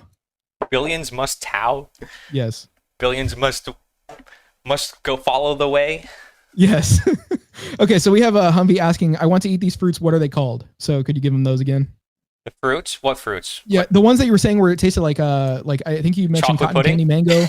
Yeah, and then the chocolate pudding one. He wants to taste something really good when he eats this fruit, of course. Okay, I mean, there's literally so many. I would, if wherever you live, guys, look up native perennial plants. These are plants you put in the ground. They'll last for over 2,000 years. You put them in. So forever. Let me just give a frame of reference, not to dox this guy, but he's not too far off from our okay. General vicinity. Okay, same state. Okay, at least. Okay. So, but can you give some recommendations for this area? Yeah.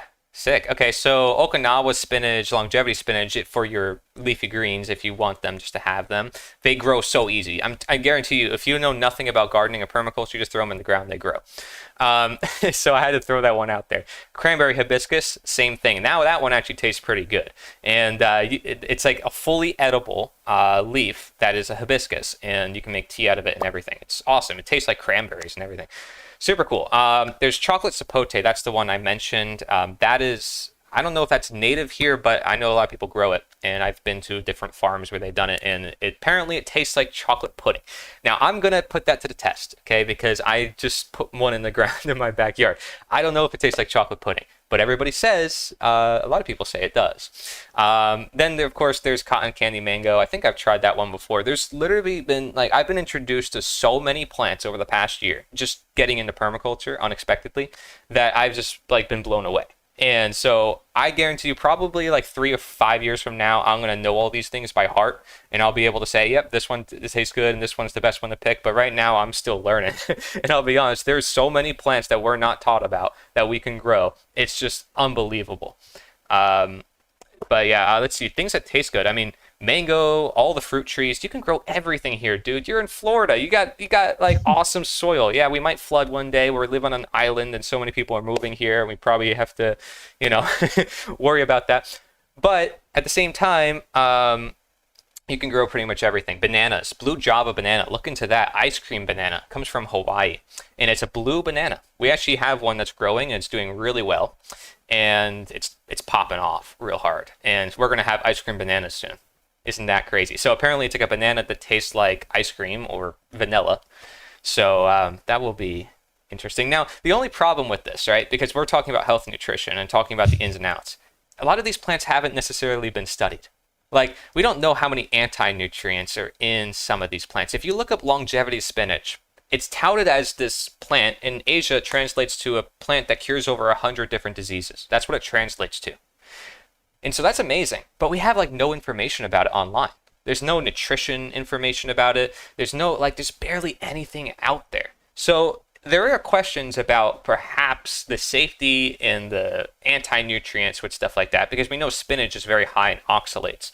So that's the only thing that concerns me. But at the same time, I'm like, well, if these are the plants that are not really known about or talked about and are translated to things like that, curing over 100 different diseases, then there's probably something there that we need to look into, right? So I just find that something quite peculiar. I mean, it seems to be very much so a matter of the vitamin content.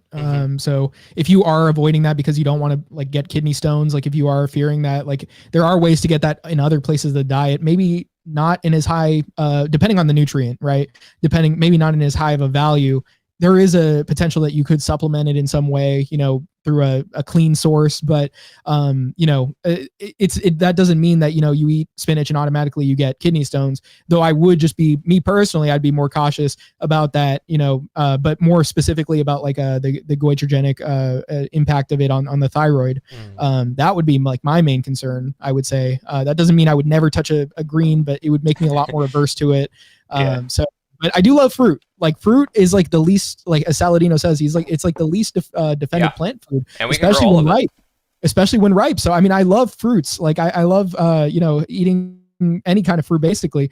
I'm not big on bananas, but the rest of fruit for the most part, or avocados, but the rest of fruit for the most part for me, I really do enjoy. Yeah, it's awesome, dude. It's a whole journey exploring all this stuff. It inspires me a lot because it's like, ooh, this is cool. And you just put it in the ground and it grows here. Florida, we got real good soil. So if you live here, you're pretty darn lucky. If I did this in Pennsylvania, it's like, oh, rock. It's like, gonna throw dynamite into the earth before you can start planting anything. Because it's like all rocks. But no, it depends on where you are. Pennsylvania was huge, and I was near the mountains. It was like apparently it was an old potato farm, but we didn't do anything with it because I knew nothing about it, and I had no interest in at the time. No one inspired me. I was not inspired. I was like, growing food, yeah. But it's like now I see why it's so essential, because I met someone like Jim Gale who's putting in action, showing by example. And if you guys don't know about him, by the way, foodforestabundance.com. And he's also got galtzlanding.farm. And you're closer to him probably than me, so you can probably check out his place. Actually, I can let you know the next time I visit. Maybe you can visit with me, it'd be cool for you to meet him. But yeah, we might go Yeah, fishing or just something. keep in touch for sure. I mean, like, I'll say whether I'm free or not, and from there we could do anything basically.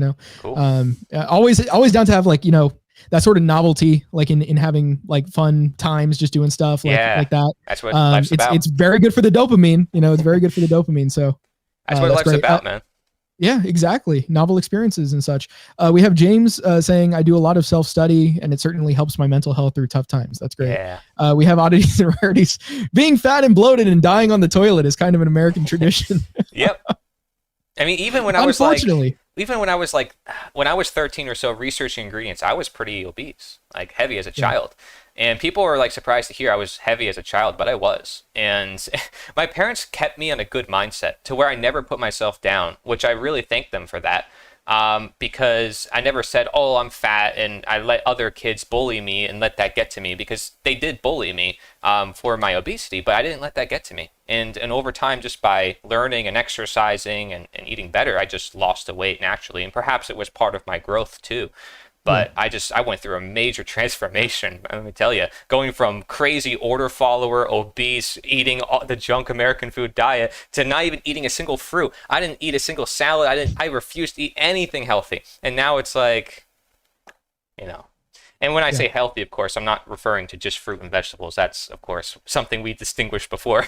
But, you get the point. I'm glad you're not a vegan because, it's definitely, I mean, that's another dogmatic way of thinking, right? And it's not that like, those people don't want to find health for themselves either. It's like they think that this is the way to do it. It's just, they come to these conclusions based on thinking like that the studies are right about animal meat and such, and like all these like conclusions about animal foods where it's like there may be something else in your diet that's actually causing the issues that you've been facing, or there may be something else in the environment that may be causing the issues just based alone on the fact that humans have been eating animal foods like throughout their entire existence, and we haven't seen the same problems that we are today. So maybe it's not that specifically. And people have been eating plant foods long enough for it to not be the main cause of what we're experiencing today. I wouldn't put the blame on plant foods for causing all of these issues we see in health, right? Mm-hmm. There's obviously like manufactured processed like foods and seed oils that have been novel to humanity and have actually, we've been seeing at the same time all of this obesity being caused. So it's like, okay, well, maybe we should consider the things that are recent in our environment and in our diet as far as what's happening here. It's not a matter of like carbohydrates, because carbohydrates have like always been a part of the human diet, so at the same time, I wouldn't say like, oh, well, keto is like the way to be, you have to eat that way, because, again, that's not something that was causing people this same level of sickness before. So there's clearly something new that, that the blame probably would be better put on. So let's see. We have Into the Agora asking about Botox, and I actually did have something pulled up on this because I did want to comment on it, because he's like, well, what, like Botox is pretty terrible, but how is it poisoning your body? Look this up. It's I guess botulism. I don't know if you say botulism or botulism, whatever. A rare poisoning caused by toxins produced by the Clostridium botulinum bacteria. Botulism can be fatal and requires emergency medical care. It can occur in infants, be spread by food, or infect a wound. Symptoms include difficulty swallowing or speaking, facial weakness, and paralysis. So this is a rare poisoning. We're not talking about the Botox just yet, but when you look at what Botox is, it's botulinum toxin injections. So it's actually this thing that causes the paralysis and this sort of poisoning that's literally being inserted into the skin to have that effect. And so botulinum toxin injections are made from the same toxin that causes a type of neurological condition called botulism. The toxin attacks the body's nerve cells, causing muscle paralysis, especially facial muscles of the eyes, face, and mouth, before spreading to the arms and legs. So it actually is not healthy to get Botox injections. It actually is just literally using that toxin to simulate the same effect, just maybe not in as great of a quantity. Yeah, isn't that interesting, right? A lot of the things we might say are healthy or beneficial can be quite the opposite. Like the same thing with looking into antioxidants and seeing, wait, there's some studies that prove antioxidants can actually be harmful. Yeah. And that some of it is just plant defense mechanisms. And again, I wasn't taught this in nutrition. When I was in both my nutrition schools, none of them even mentioned anti-nutrients, nonetheless raw animal products. So that to me was just crazy, because I had to look all into that by myself. even more crazy is the fact it's illegal in most places still to get like raw milk, for example, including Florida. It's only for pet consumption. So there's a lot of pets who love raw milk in this state. I knew somebody who actually helped with that. They're like, yeah, pets are loving raw milk here in this state, because he knows pets are not the only ones consuming it, but they can't really prevent it. They're literally, the farmers around here are constantly sold out of raw milk, constantly. It's like the amount of market demand for that is crazy. And yet it's still illegal, but nobody cares. They're still going to defy the law. So isn't that crazy that people are defying the law without even recognizing it, probably, here in Florida? And there's probably a bunch of other examples, like you can't bike on the sidewalks using a certain type of electric bike at a certain parameter. It's like a cop is not going to look at your bike and how fast it goes. But why is this written down as a law? Like, this is just so stupid. Can't collect rainwater in Pennsylvania. Hello?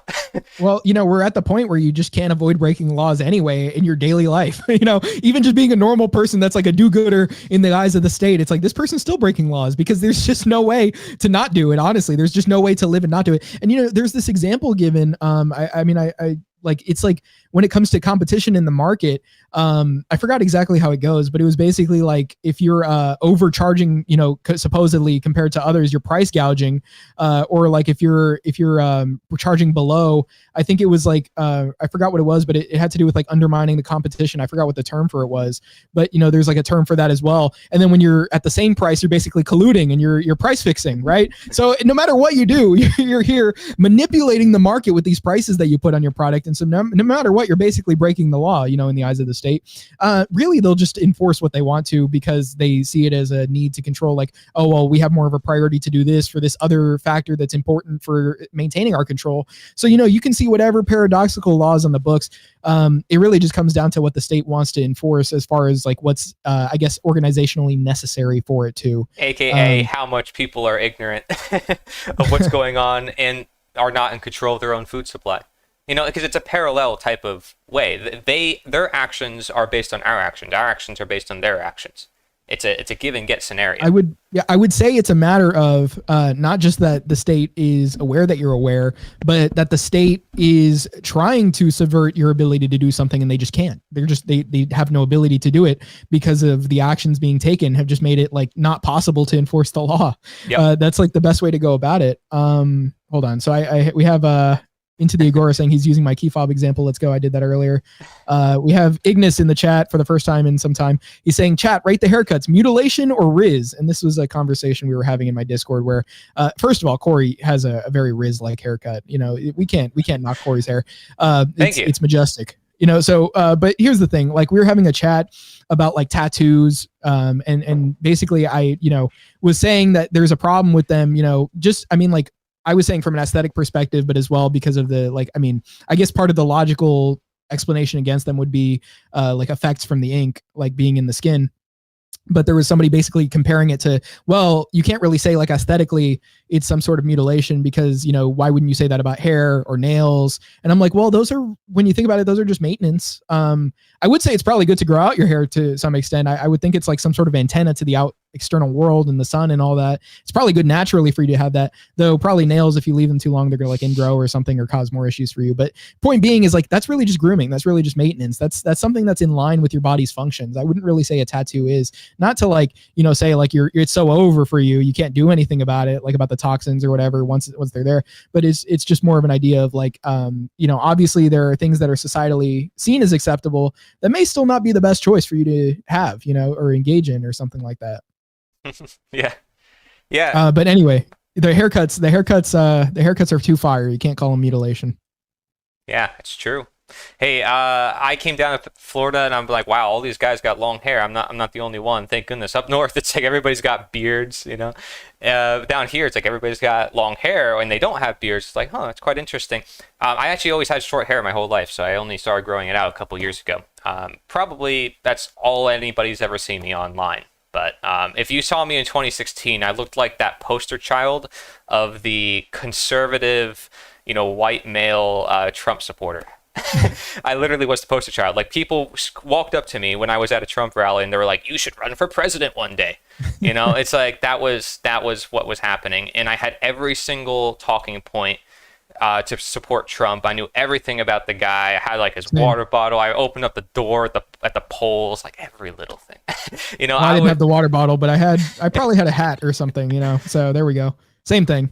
Yeah, but I got out of that, because Yeah. being a truth seeker, I'm not going to stay stuck on one way. And also, again, being a practitioner, it's just, I'm not going to have that agenda and that bias. I'm going to try to heal the world and get to the root cause. The root cause is statism, which I never heard of before, and once I heard about that and I started asking questions, it's like, wow, everything opened up for me. So that's, just so you know, my journey in a nutshell.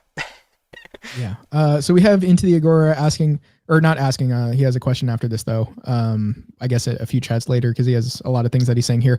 But first of all, he was saying a lot of them not recommending natural solutions has a lot to do with them wanting to make money off of selling you drugs. And yeah, that's pretty clear, right? That is pretty obvious to us. And then he told me, I don't think I told you, Ahmed, but both my parents are on a carb-free diet, which to me, I don't agree with doing that for the most part. I mean, I think like I did see a guy who did because I had been against like keto completely for a long time, though I did see a guy who had pretty good results doing a cream based keto where most of what he's consuming in the day is heavy cream, surprisingly. And then he has like a meat based dish once a day with like some vegetables. And then like, that's his day. Like he has a lot of coffee with it, but the cream actually has been like supporting it to the point where, there's a lot of people on keto where their T3 levels aren't actually good, like their TSH, like their thyroid levels, their temperature, but his temperature is very good. His like his rising temperature and everything throughout the day is like very good. His TSH is actually very low, surprisingly. Like it's actually extremely low to the point where it's like, wow, this guy must feel incredible. And hey, but what's going on in his life? What's his relationships? What's his exercise? What's his spirituality? What's his career? Like, what is all these other factors we don't know, right? And then also, what's his Ayurvedic body type? What's his blood type? Like, there's so many other things. And I know some people may not like one or another. Or they won't, they only want to focus in on one of these. But if you look at all of these as a health coach, like that's what I would do. Then I can be able to say, wow, this is why the person is doing so well, regardless of what they're eating sometimes. Somebody can have a really bad diet, but because they have a really good like home life, then they can still thrive a lot. Because to me, that matters a lot. It's like we put so much emphasis on food, but sometimes it can be as simple as your posture. It could be as simple, like I said, as like the way you sleep. It could be literally the room around you, feng shui, looking into how that affects the mind and the psyche. Right? Like right now, this room isn't so good because there's a bed next to a desk. Usually the office is separate from the bedroom. So somehow you have to separate the two sections. That's just an example, right? Or you have to put this in a command position. Right now, this is bad because the door is behind me. So I'm right now giving you a perfect example of what not to do. Okay? But what I can do to fix it, which I'm actually in the process of doing, is getting a mirror to put in front of me, because that allows me to see the door behind me. It's all psychology. It sounds weird at first, but when you start looking into it, you're like, wow, feng shui is quite powerful, because some people will use this in businesses and organizations, and that's why they tend to get very successful, because they create an opening environment, or an environment that allows productivity rather than one that makes you lazy or feel uninspired. So it can be as simple as your environment and the way you structure things. It could be every little thing, but one at a time, because you can get overwhelmed, right? Looking into health and all this stuff. Add in, crowd out the bad. That's how it works. Well, I guess to push back and then to agree, like, a couple of, like, I'm going to do it one way and then the other. So, more so like, I think, you wouldn't disagree that sort of like these things can be limiting factors, or I guess like mitigating as far as the amount of energy you possibly could have, or the potential you could have. And Absolutely. So, even so, like the diet could just be like the sort of base level thing, or like the fundamental like laying of the groundwork in order to achieve greater.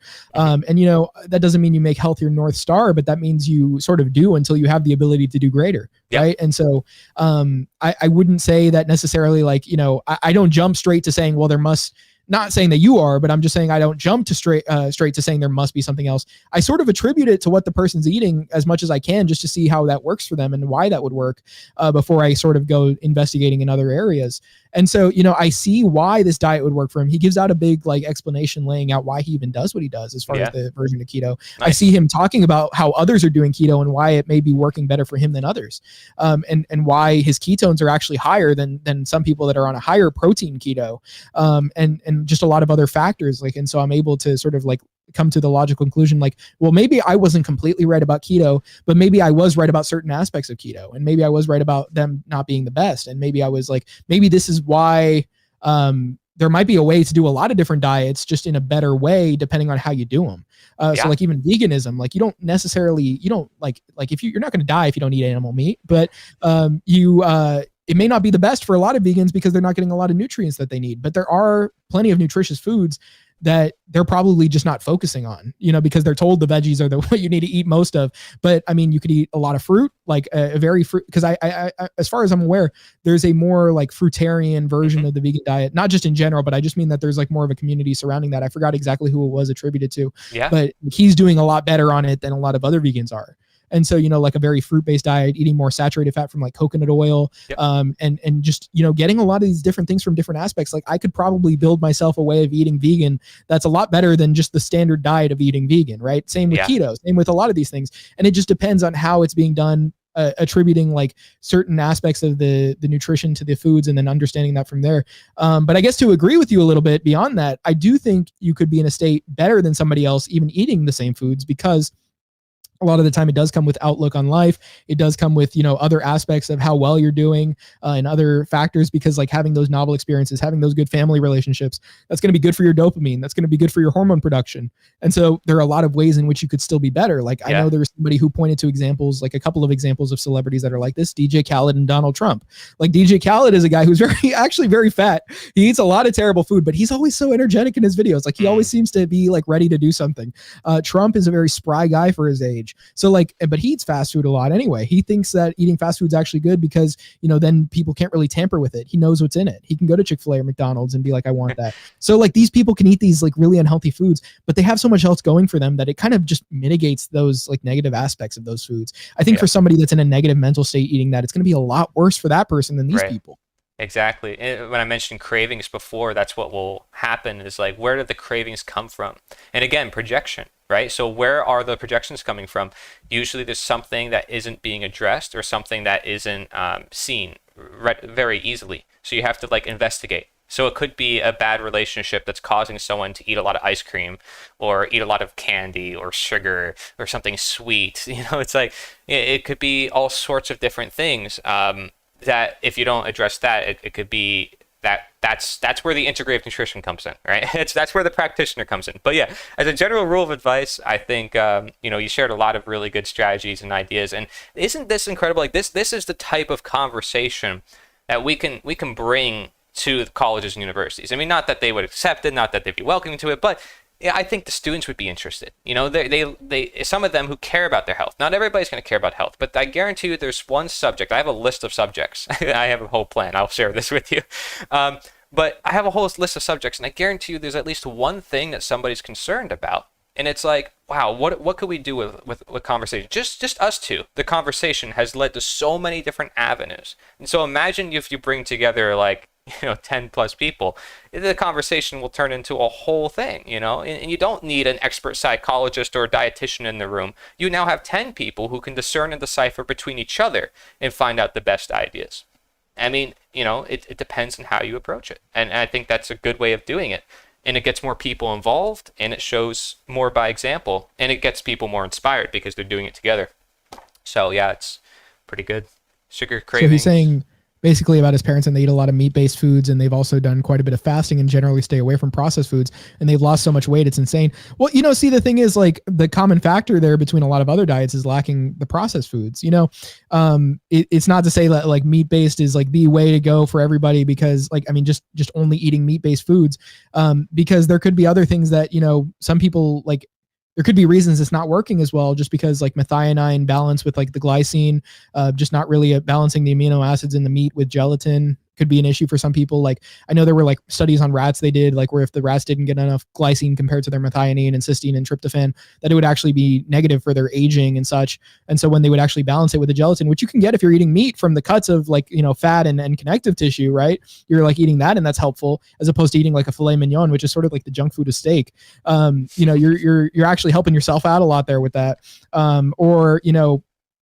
I've seen like reason to believe that if anything, like a protein fast, like a version of that can actually help. Like there's this guy, Brad Marshall, who talks about the emergence diet. He talks about how hibernation and how like it works in nature usually has to do with like humans that are obese are sort of in a torpid state, like a hibernative state. And what they could do to get out of it is to actually restrict protein intake closer to what the American diet was prior to all of the processed food, when people were actually eating better and were leaner and were healthier. They actually had a lower protein intake than now. And, you know, obese people actually, like, while protein can be thermogenic for somebody that can process it properly and actually be like, what I mean by that is like heat inducing, pro-metabolic, for obese people, it could actually be mitigating to that. And, you know, the reason you could lose weight on the high protein diet, or, you know, whatever, you're feeling satiated, you're obviously eating less calories, which is going to cause like a like bodily weight loss overall. Like, you know, when it comes to, not necessarily, but just in the sense of like you're already eating these vitamin rich foods and then you're feeling satiated from them. So you're not feeling the cravings for the junk food, and that's why you're staying away from it. It's not really like the calories itself in the sense of like eat less, gain or less weight, like, or eat less, lose weight, I should say. Like, you know, because you could look into people that can actually eat more and improve in their weight because they're actually burning it off. So, you know, what I'm seeing as the common trend here is that they just are staying away from the things that were fattening, the processed foods. And then the meat is just helping them do that, as opposed to it being a case of like the meat is the absolute way to do it. And that's why it did it, you know, but meat is really good for you. I mean, you know, I do not eat probably as much as they do, I'm assuming from how you describe it. But I don't know. I mean, like I would rather eat a meat diet than a processed food diet. I could say that is going to be a lot better. David Wolf has a good comparison I always remember. He says, if you have this much nutrition, you eat this much food. And if you eat this much nutrition, you eat this much food. Right? Yeah. So I have always used that one since, and David Wolf is very knowledgeable on a lot of different subjects too. This guy over here, dude, he's been doing his research. This dude. I would say that holds true probably about the processed food, because I think it could be the case where, you know, I mean, you're eating these whole foods, you're eating these foods that are actually metabolically supporting. You can have this much vitamin content in this much food. You know what I mean? Like it can get to the point where you're actually eating a lot more than you thought you could in the first place and not keeping on the weight. Right. And like, for example, like chess players, it was found that when they were in tournaments, they would burn like 5,000 to 6,000 calories a day. Wow. Just doing that, using that much mental focus, because the brain burns, I think it was like 40% of your calories. It's very intensive, you know, and so, you know, obviously, like the more active your metabolism, and which is something that's, again, malleable, that's not something that's fixed. You know, some people are like, oh, I just have a fast metabolism. That can degrade with the food you're eating, and you can actually improve your metabolism with the food you're eating. And so if you have a strong metabolism, a well-working metabolism, a well-oiled machine, and you're putting the right fuel into it, it's actually just burning it. Yeah. Let's talk about how I got a bug bite near my eye. No, I'm just kidding. It's been sticking bothering me. Like, what got a bug bite on my eye? Am I the only person that gets bug bites all over my face and nowhere else? No. It's like, seriously. But, you know, hey, I've been outside. That's a good sign. But, dude, this dude has been doing research, everybody. This guy is, man, you know, you've been looking into stuff like crazy. It's awesome. I love to see it. I really do. It's so cool.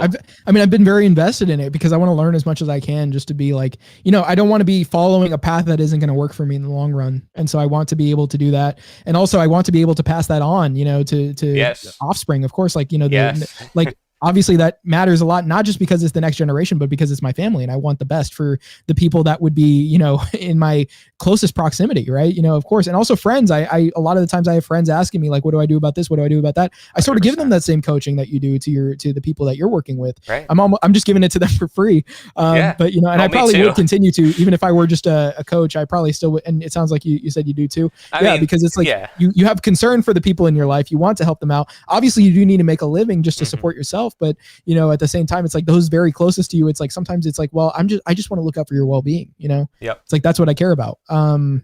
Because obviously you care so much about the emotional bond you have that you want to be able to help that person stay with you for as long as possible.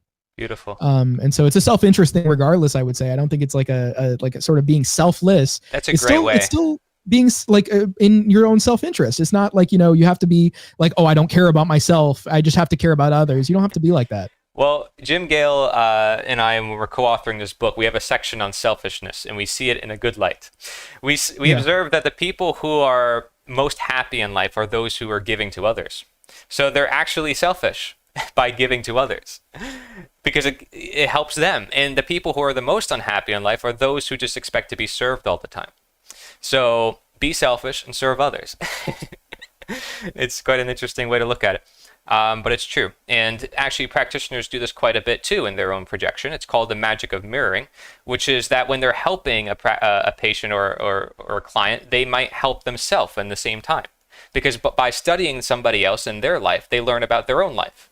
And they're like, oh, wait, this is something I'm telling them to do, but I'm not doing it myself. Or this is something that they're having problems with, and I didn't recognize this. I didn't even consider it.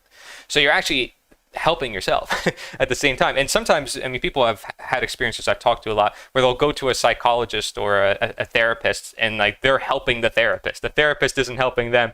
It's like they feel like, am I here to help you, or are you here to help me? And that happens pretty often, actually.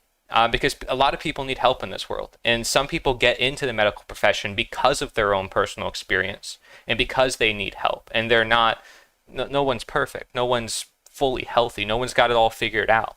So it's awesome when you say that too, because when I first got into nutrition, that's exactly what I said. I said, this is knowledge that everybody should have. So it's like really essential, basic to know what I should eat. So whether I go down this route for my career or not, I want to learn it. That's literally what I said to myself. So that's like pretty much on key with what you said. I'm pretty darn sure. It's pretty awesome, man. I love it. We have James Liberated saying, I only drink water and tea. I mean, okay. I don't know if you feel good on that, but I would say probably good to salt the water if you don't feel hydrated from the water, at least. But there are a lot of other good drinks to have. I'm kind of the same way, actually, though. I mean, I drink pretty much only water, tea, and then I guess if a smoothie counts once in a while, like a juice, I mean, does that count? I don't know. I like juice. I like smoothies. Raw milk, of course. Raw cream. I mean, like, or even low temp cream. Because the same Kelowna that makes the low temp milk, they actually make a cream. I'll just use that for drinks. Like put that in coffee or put that in like a shake even. Like Dude, a smoothie, Sprouts is awesome. Yeah, it is. I love it. Dude, up north, we didn't have Sprouts. I came down here, I'm like, what is this? A health store that's like actually the size of like Walmart or like an actual big grocery store? Like up north, we had like these tiny little health stores. They charge you like double the price of like everything. But like down here, it's like you actually have a huge demand for that. It's incredible because we didn't have that up north. I mean, we had a lot of farmers. We actually had raw milk delivered to us, to our house with a milkman in glass from the Amish. That's great. So that's cool. And we can't get that here. And also it was like half the price. But, we didn't have like Sprouts and those types of stores. So there's always things are going to fluctuate, but I expect things to change quite a bit in the coming years when I get this book published and a bunch of other things happen. Sprouts, also from the same people that make the raw kefir, they're actually giving them they're putting in the stores like a raw milk as well, actually. So actually it'll be more accessible now than ever, because I don't know if they're going to freeze it or what. I forgot how they do it, but they call it a pet food, just like they do the kefir, to sort of be like, oh, well, because it's within the legal limits. They're like, oh, well, if you're buying it for a pet, that's fine. And they're doing the kefir. I prefer the milk, honestly, to the kefir, but I'm definitely planning on buying some of that milk too. Yes. Let's see. Awesome. So we have Into the Agora with a question. This was his question, and I think we can both give some input here. What are some good foods and things to make for people who work full time and often feel very unmotivated to cook every day? If you want to go on that first, maybe, or if you want me to go. Good foods to cook full time, or people who work. Well, he's saying good foods and things to make. Well, I guess make, but if there's something you can get already, I mean, like fruit, of course, you can get just already as is. It has its own wrapper and everything. Depending on the fruit, it has a peel. But that's pretty easy. But yeah, foods that don't have a label. He said unmotivated to cook every day. So obviously, it's something that it's like, okay, well, you could give him a preparation, but it may be something like the convenience is an issue. Well, if he's saying unmotivated to cook every day, then that assumes there's some days he might want to. I don't know if he's the type to say, hey, let's make all my meals like on one day to prepare for the other days. But I know, people who will do that, and they'll prepare every meal for the rest of the days and just have it in the fridge so that way it's ready. As you said, I think that's really important, is stuff like fruit, things that have no label at all, or foods that are readily pretty much available or easy to access, that are also very nutritious. You don't have to worry too much about preparation. So like fruit is great for that. Absolutely. And it's easy to digest. You don't have to worry about having digestion problems and all that when it comes to that. Nuts and seeds obviously are going to be usually thrown into the category of like preparation foods or foods to have on hand. I would say sardines, or like canned types of fish that you can carry around with you, because that's a really like big powerhouse of nutrition that you can just have even as a survival food or even when you're out and about. So that's something I would like. But of course, if that's like too fishy, I'll be at work and I'll have to be exposed to other people. Now we have other factors to address, right? That people will bring up. And so you have to consider drinks then, right? Because most people get their calories through liquid beverages in America, sugar sweetened beverages, SSB. So what if you bring a smoothie? What if you just throw together things, a bunch of different ingredients every morning, and that doesn't require any cooking, and then you could just sip on that throughout the day. You don't even have to sit down to eat. You can actually work while doing that if you want. So that's another option, right? And, smoothies are also filling, unlike juices, because juices don't have fiber usually. So that can act kind of like a meal replacement. I'm curious what your suggestions would be and what you have in mind, but those to me would be pretty powerful when it comes to nutrition. Carrying cheeses with you, maybe having a little cooler of stuff. Maybe avocado oil chips if you want some chips to snack on, or some snacks. Make sure it's got good oils. Make sure it's non-GMO or really good quality. It could be sweet potato chips that are baked in avocado oil, right? That's a good example of something that could be rather nutritious. By the way, sweet potatoes are super easy to grow in Florida. If you live here, you should totally grow them. They grow like wildfire. So definitely do that. As a survival food, that's one of the best ones you can grow here. And by the way, I'll give you a vine. If I meet you in person, I'm giving you a vine, and you're putting it in your ground. And you don't have to do anything with it. Like literally just throw it in the ground, it will grow. That's it. That's pretty cool.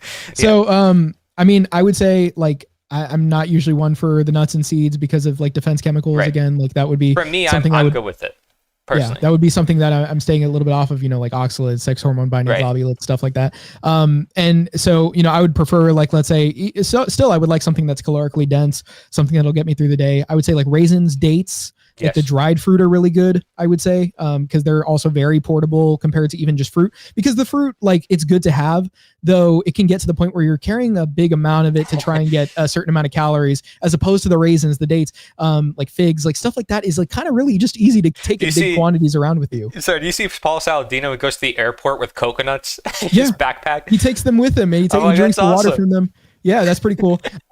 Now, yes, juice is like, obviously fresh squeezed is better. It's going to be in a lot of ways better for you, have more of a better nutrient profile, but you can fresh squeeze juice, carry it around with you, or you could do the smoothie. I like the smoothie idea. It sounded like Trump a bit there. Frankly, I like the smoothies. We don't have problems with the smoothies, folks. But we like the juice as well. Okay. So yeah, the juice is good. Like milk. I'm not as keen on pasteurized though, like you can have like the sort of low temp pasteurized if you can find that's optimal, or if you can get it raw, that's even better. I think cream is very satiating. It also has all the same like nutrients as milk. Like it's very rich in all of those. I think cream is a very like good filling portable thing. If you put like cream in your coffee, like a cup of cream in your coffee, you're gonna feel very satiated from it, and in my opinion, not bloated. It's gonna feel very good to have that. Boiled eggs. I would say, boiled eggs. Yeah, no, boiled eggs are very portable. That's actually good as well. I would take a few with me. That is good. As far as chips, you can make your own chips even if you'd like to specify which oils you like, make sure the sourcing is good and such. I know there are even other oils you can get if you like. Coconut oil is really good. You can get plantain chips in coconut oil. They make those depending on which brand you're looking for. I forgot the name of the specific brand, but they make like cassava and plantain chips. And then, you can make your own like tallow fries or whatever, what have you. Like you can make that at home as well. I think really like cooking up a plantain, it seems to be like a really good option to me anyway. Like I like to fry a plantain in butter. And honestly, I would take that around with me and just take it as sort of a portable meal. And that really doesn't take long to do, to do that. So these sorts of things, like I would say, make it really easy to carry food around with you. I would ask, like what do they like to make? Like what do they like to cook? And then like work from there personally. And honestly, if you can find a very clean beef jerky, like not a lot of additives and such, or even make your own, because I have a food dehydrator, I make it. Wow. Or even dehydrated fruit, like stuff like that. Dehydrated meat, fruit, like dehydrate food. It makes it a lot like last a lot longer. So you'll be able to carry that around with you for longer. And also, yeah, I like the idea of taking a cooler with you, because I thought if I have to work somewhere that isn't like, where I am, where I have to be like out and about all day, it's like, okay, well, I definitely am going to have to pack something. I've thought like, have like just big containers, honestly, of liquids to like milk or juice, like to just sort of sip on as well throughout the day and keep myself going, because I often feel like they're very hydrating and also satiating. Yeah, absolutely. And those, yeah, so we just gave a bunch of examples. Even if like somebody, like I said, can prepare one day in advance, you can make something that creates a bulk product. So if it's rice, for example, you can pair that with kimchi or anything. And rice is very versatile. I mean, look at how many uses it has in Asian cuisine. So you can add spices and herbs. You can make it different every single day. And you can just cook one batch of rice and then you have it for the whole week. And you can add meat to it, fish, you can add anything. And it's suitable, but it also will fill you up and it's easy to make. And so to me, that would be a good food if you, as a prepping food for the week. I like my eggs soft boiled, but I was gonna say like that's a really good prep idea for eggs, like to just create a batch of them and just have them with you. Like honestly, just a couple of eggs. That's the most nutritious right there. Like nature's multivitamin, one egg. Yeah, and as far as like canned foods, I mean, I know canned isn't optimal, but still, like I know like you could get like a shellfish, like oyster, clam or something, like and have that. That's really good as well if it's like an olive oil or something, or just water, as opposed to the seed oils. Don't get them if they're like canola or sunflower seed or something. Small fish, sardines. Yeah, stuff like that I would say is pretty good to carry around. I don't know. I mean, like I would prefer something that I don't have to microwave, just because it's like, then heating up the food, it just doesn't taste as good to me anyway, just having to reheat it like that a lot of the time. Depends on the food, but especially like meat, I don't really prefer it that way. I'd probably rather eat it cold. Yeah, I eat most of my stuff raw at this point. I don't even cook that much. True. Yeah. Like that's the crazy thing is I used to go tartare crazy. Sounds really good to me right now. I tried it once and I didn't like it years ago, but I feel like at this point I'd eat it up. I could show you how I make it, but yeah, I make it like the classic French way. Yeah, maybe we'll do it in you person. should actually give me that recipe. I'd really like to try that. Yeah, that'd be cool. It's really simple, man. It's like ketchup. Like if you want to make it you don't have to. Like it's fine the way it is. Some people just eat it, as is with an egg on top. But I mix the egg into it. I make it all so that way it's like prepared. And I use mustard. I use ketchup. I use Worcestershire sauce, and then capers. That's optional. And a lot of these, you kind of just do it to preference, but then you chop up some onions if you want. And by the way, it's like the bacteria is kind of gone when you're adding vinegar and when you're adding onions, but it's raw. Yeah, actually the vinegar is a really good point on the vinegar. Just saying. And by the way, when it comes to vinegar, when you're fermenting foods and you're trying to buy like sauerkraut in a store or pickles, most of them are not really fermented. If they were, you'd open them and they would explode on you. So if you want, probably make it yourself. And if you don't want to, there's a really good brand up north. It's called Food Ferments. And I used to get that one all the time living up there. That brand was awesome because you would open it and it would explode on you. It was so like real. This kimchi, the sauerkraut was like, you can feel and taste how real it was. And fermented foods cannot go underestimated. Kefir, of course, being one of them. I don't even like buy bread at any store or anything, but I made my own starter, like sourdough starter. Oh, like nice. I got one of those kits for it, and it's just in my fridge, and I just activate it when I want to, and I make stuff with it. I make croissants with it, and it was really good. Like, and honestly, like the sourdough reducing the phytic acid in it and everything like that, it makes it a lot easier to digest. And like I would have problems with like traditional like gluten foods, but it doesn't really give me any problems. Beautiful. Yeah, I stay away from bread pretty much as possible because I notice things. But yeah, sourdough, if I do bread, probably that. Yeah, that's me too. It's like infrequent for me, but if I want to do it, I do it. Have you tried like masa harina, like the corn flour? No, I haven't. It's a nixtamalized corn, so it gets rid of the mycotoxin content. So it'll actually like help treat the corn. They put in like this like lime solution. It's very good, and I make like pancakes from it all the time, and it's like it's just no gut issues whatsoever. It's incredible. Wow. I love it. I'll send you a recipe for that, honestly. Okay, darn, that's cool. And masa harina is very accessible. There's like Bob's Red Mill makes one. So you can find that at any store, basically. It reminds me when you mentioned like fermented foods, and then you mentioned pancakes. I think, right? You mentioned pancakes. Idli is I think a Brazilian fermented pancake that they make out of lentils and rice or something like that, and they ferment those and then it turns into you can use it for pancakes. Pretty crazy. I haven't got to make that one. I've wanted to make it. I have it in my kitchen, like the recipe just sitting there. But yeah, I've been wanting to make that. I've made things like kombucha before. I've made my own kefir before. I've done a lot of that stuff, and that's why I was amazed coming down here too. Like seeing raw kefir in the store, I was like, "What?" Because I was making that myself up north. We didn't have, Sprouts again, so we didn't have that brand. So I was like, "Oh my gosh, you can buy raw kefir in the store." That was like to me crazy. I was just like, "That's like," because it's hard, number one, to get kefir, nonetheless raw kefir, and it's like, whoa.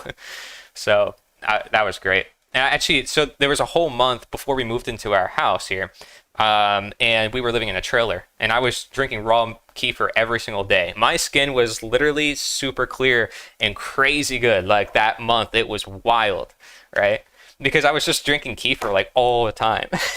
Because there was not much room in the trailer. We had like 4 animals and 4 of us, and we're all like sitting there for like the whole month. And I actually liked it. I like simple living, and for me, I'm gonna live a very simple life when I'm older. So I actually enjoyed it quite a bit. But needless to say, kefir can do quite a bit for people when it comes to gut issues. Yeah, for sure. Dude, I've enjoyed this, man. This is good stuff. Yeah. Was there anything from your chat that you wanted to pull up? They're talking about rice. They're talking about sourdough. They're talking about malic acid powder. Rice on a bed of rice. Yeah. That's another thing. I've been experimenting with a lot of Asian cuisine. I mean, lately I've just been getting into a lot of Eastern stuff in general. I'm actually going potentially to a Chinese school in Tampa to learn Chinese, because I want to be able to deliver this message of voluntarism to a Chinese audience. So I'm going within the next couple of years to challenge myself to that, and I want to be able to speak multiple languages because, I write books and I do all the seminars and stuff, but I want to reach those people. I don't care how brainwashed they are. I want to reach them.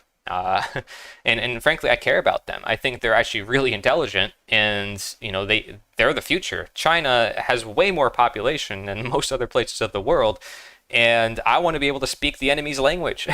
So enemy, so-called, not my enemy, they're my friends. But Bing chilling, as they say. Yeah, Bing chilling. But I've been learning actually myself for the past month or so. But I want to go to a school in Tampa so I can actually get real world practice, and it'll be pretty cool. Yeah, nice. I'm trying to remember what I was going to mention right before this. But yeah, no, that's cool. Let me see. I'm trying to pull up your chat just to check it out as well. I guess the malic acid just reminded me of like, I supplement creatine. I know Saladino was saying he was doing that, so I tried it out because he was like, you don't really eat enough beef unless you're eating like 2 pounds a day to get a substantial amount of creatine. So that's why he does it. But then I started like mega dosing it. Yeah. So I would do like multiple scoops, and it would just like give me so much, like I would feel really good on it, honestly. Huh. Yeah, I try not to work with isolated compounds too much because I don't want to create an imbalance, right? So like, I don't want to take one part of something unless I was really in dire need of it. Of course, I would take the most natural form possible, or a plant that would allow my body to produce it on its own, if possible. But yeah, like for instance, people will take creatine or all these different amino acids when they can just consume raw milk and then get everything they need, right? That's just an example. Or like whey protein that comes from dairy, even zinc and some of these minerals that comes from these animal products. So you can just eat liver. And pretty much. Oysters, eggs. And not even a quarter of a liver. It's like some of these supplements are kind of worthless. You look into like blueberry pills. It's like, oh, there's 2 blueberries in this one pill. It's like, what? Why don't you just eat 2 blueberries? Yeah, exactly. I'm telling you, it's literally a thing. And they make supplements for things. It's like you can literally just eat that, and you can save so much more money. It really only sounds like, I mean, not even just cost efficient because of what you're saying. Exactly. You can just buy it and it probably is going to be cheaper. It only really sounds like it's out of convenience. Like it's for people that really can't be bothered to go buy these things and make them or prepare them, or even just eat them if they're blueberries, like wash them, rinse them, whatever. It seems like, it's out of that same, I guess it's not even really necessarily, like, I guess maybe you could call the not searching for the information and looking what's best for you. Maybe you could call that lazy, but I mean, I don't really think like people are just lazy because they want to do that. I think it's more so just, it could be out of not having that information. And like you said, it is on you to find that. But at the same time, it's like, there are just a lot of ways in which people have been sort of conditioned to not really think that way. So yeah, we do have Into the Agora saying, I'm just saying it seems like the biggest reason people buy pre-made slop from the grocery store or fast food is just because of convenience after having so many other obligations. And it's like, but we're here discussing all these things that are actually convenient as well, that you can just be buying at the store. It's just a problem of people not understanding that these aren't equivalent choices, that there's going to be a lot of things in these foods that you have to be like thinking about. And if you just think about if you can come to the information that shows you which things are better, you stop having to put so much thought into it to even really be healthy, because it's sort of like an automatic process at that point where it's like, I know this is bad for that reason, right, and like this is bad for that reason. And so like, it's like, now I know just to substitute the Pop-Tarts for raisins. Like, I know to, do that and this and that and that. Now I know to not buy the chips like fried in canola oil, so it's like, I know not to do all of this now I know what to actually do. Yeah, you form you can even habits. Think like, yeah, you can even think like, maybe I'm not getting enough of this vitamin. Let me go get some of this food, because it's like, I really actually do feel depleted in that. I actually like even electrolytes, like maybe I need some more like sodium because I've had too much potassium from like drinking orange juice. Maybe like it's imbalanced because I can feel when my electrolytes are imbalanced, and I'm like, okay, well, I need more of this now that I have that off. Nice. And so, yeah, exactly. I've come to the point where it's like, I can recognize sort of what I need. Do I need like, which macro do I need? Do I need protein, fat, carbs? I can tell. Me too. That's something that I'm like, I feel it. I'm like, I feel full of this macro. I don't want any more of it. It's something I can feel as well. I want this macro instead. And so when you get to the point that you can sort of like understand your body, you actually become a lot more like just automatically aware of what you even need to buy or what you even need to consume. Yep. And so it just becomes a process that is you don't have to put too much thought into it to the point where it's just taking away from everything else you want to even be doing. Yes, absolutely. And this, anything in life, if it requires a little bit of resistance, a little bit of challenge, that's how we attain something new, right? I mean, even just me moving, it's like having to adapt to a new environment. I mean, it's like you get fearful, but like literally it doesn't take more than 2 or 3 weeks, and you're like, okay, I can do this.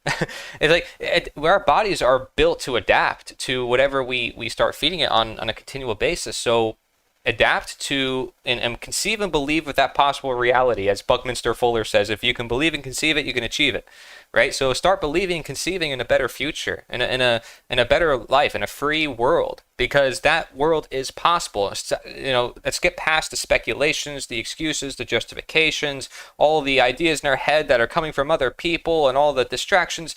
No, let's conceive and believe and make it clear and focused, and then it will be. Because we're making that be the case. And you have to wonder, how is it that we've brainwashed ourselves and got into such a mess on Earth? It's because we so put ourselves into that tunnel, and now we feel like we can't get out of it. So if we focus all our energy, all our same resources, all the same resources we have now, simply put it into another resource instead, we simply shift what we're using those resources for, now we have a better world. All we're doing, we're not adding anything new, even we're not even removing anything. We're simply changing what we're doing with our time and our energy, our attention, and shifting it to something else, right? So if you look at it like that, then it's a little bit different. It's energy manipulation, it's alchemy, whatever you want to call it. There's a bunch of words that have been used through ancient times to demonstrate this alchemical transmutational process. But that's what it is. Because you're turning different metals into gold through the refinement of your actions. And I can see how it can be overbearing for some people, because they're like, where do I even start? And so I guess that would be even a bigger question than like, okay, why am I not just doing this?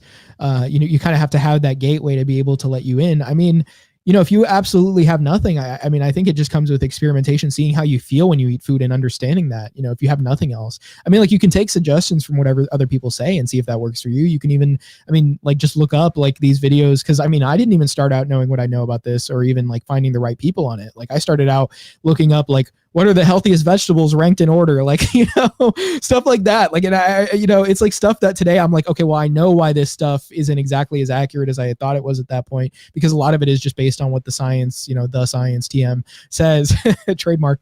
And so, you just have to be inquisitive. I think it really just comes down to wanting to know rather than actually knowing exactly where to start. Exactly. Having that internal drive. If you have other people to do it with, they might motivate you as well. You know how like some people work out with somebody? Oh, I got to work out, buddy. It's like, Mhm. so if you have a health coach with you, constantly there guiding you and pushing you in the right direction, it helps to always have somebody in your life who can just, you can talk to, you can say, oh, well, this wasn't really working for me. And I tried this, I tried that. Just someone to share your thoughts with. If they might have input, they might see something and they say, well, did you try that? Oh, so you did that. They'll be able to see things about you because you're inside the box and you're trying to get outside the box. They're outside the box, so they can help you get outside your own box. And the same thing, vice versa. Everybody's in their own experience. So, like, let's say you're in a relationship, there's going to be things you don't see because you're in it, and there's going to be things that people see about your relationship because they're not in it. So they're able to see it from an outside point of view. You can't see it because you're stuck. But being able to use help and assistance from others, it can much easier break out of that system. So you don't feel like you're dependent. It's all about, how your mentality, how you go about doing something. If you mentally say to yourself, I'm going to do this, I can do this, I have the power to change it, that can do quite a bit. But if you put yourself down and say, I'm the victim, everybody needs to give me attention, everybody needs to make me feel better, and everybody else has to change for me, you're not going to expect the change that you want. You're not going to get that change. So we have Into the Agora. Personally, I straight up hate cooking. Get a wife, bro. No, but unironically, like, the thing is, like, what you should be doing is, I mean, thinking about it from the perspective of like, what do you value more? Do you value the convenience or do you value like the health?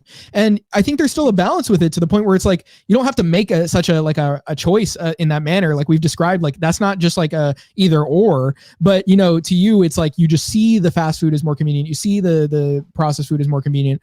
But there is still convenience within eating right. And even so, like, I mean, even these people within these groups of like animal based and all that, they've shown that you can still get like at least better things, even amongst the midst of all this terrible food. Like, let's say you go to like any place that serves burgers, most of the time they're not going to put the burgers in the seed oils. They're going to just put them on the grill. There may be places that use some of that spray on the grill, but like, let's say like McDonald's, even if you get just the burger patties and not the actual sandwich, you will be in a lot better of a position than getting the actual sandwich with the American cheese and the bun that has all these ingredients in it. You are better off getting those burger patties. If I had to go to McDonald's, I'd get that. I'd get the apple slices in a bag instead of fries. It's like there are choices you can make even amongst these like this plethora of bad choices that you can still pull things out and be like, well, this part of it isn't so bad. Like these foods aren't that bad. Like there's actually things that I can take from it, which are still more health considerate, more health conscious. Yep. That it's like, I'm not actually sacrificing as much as I would have otherwise, even traveling. Like,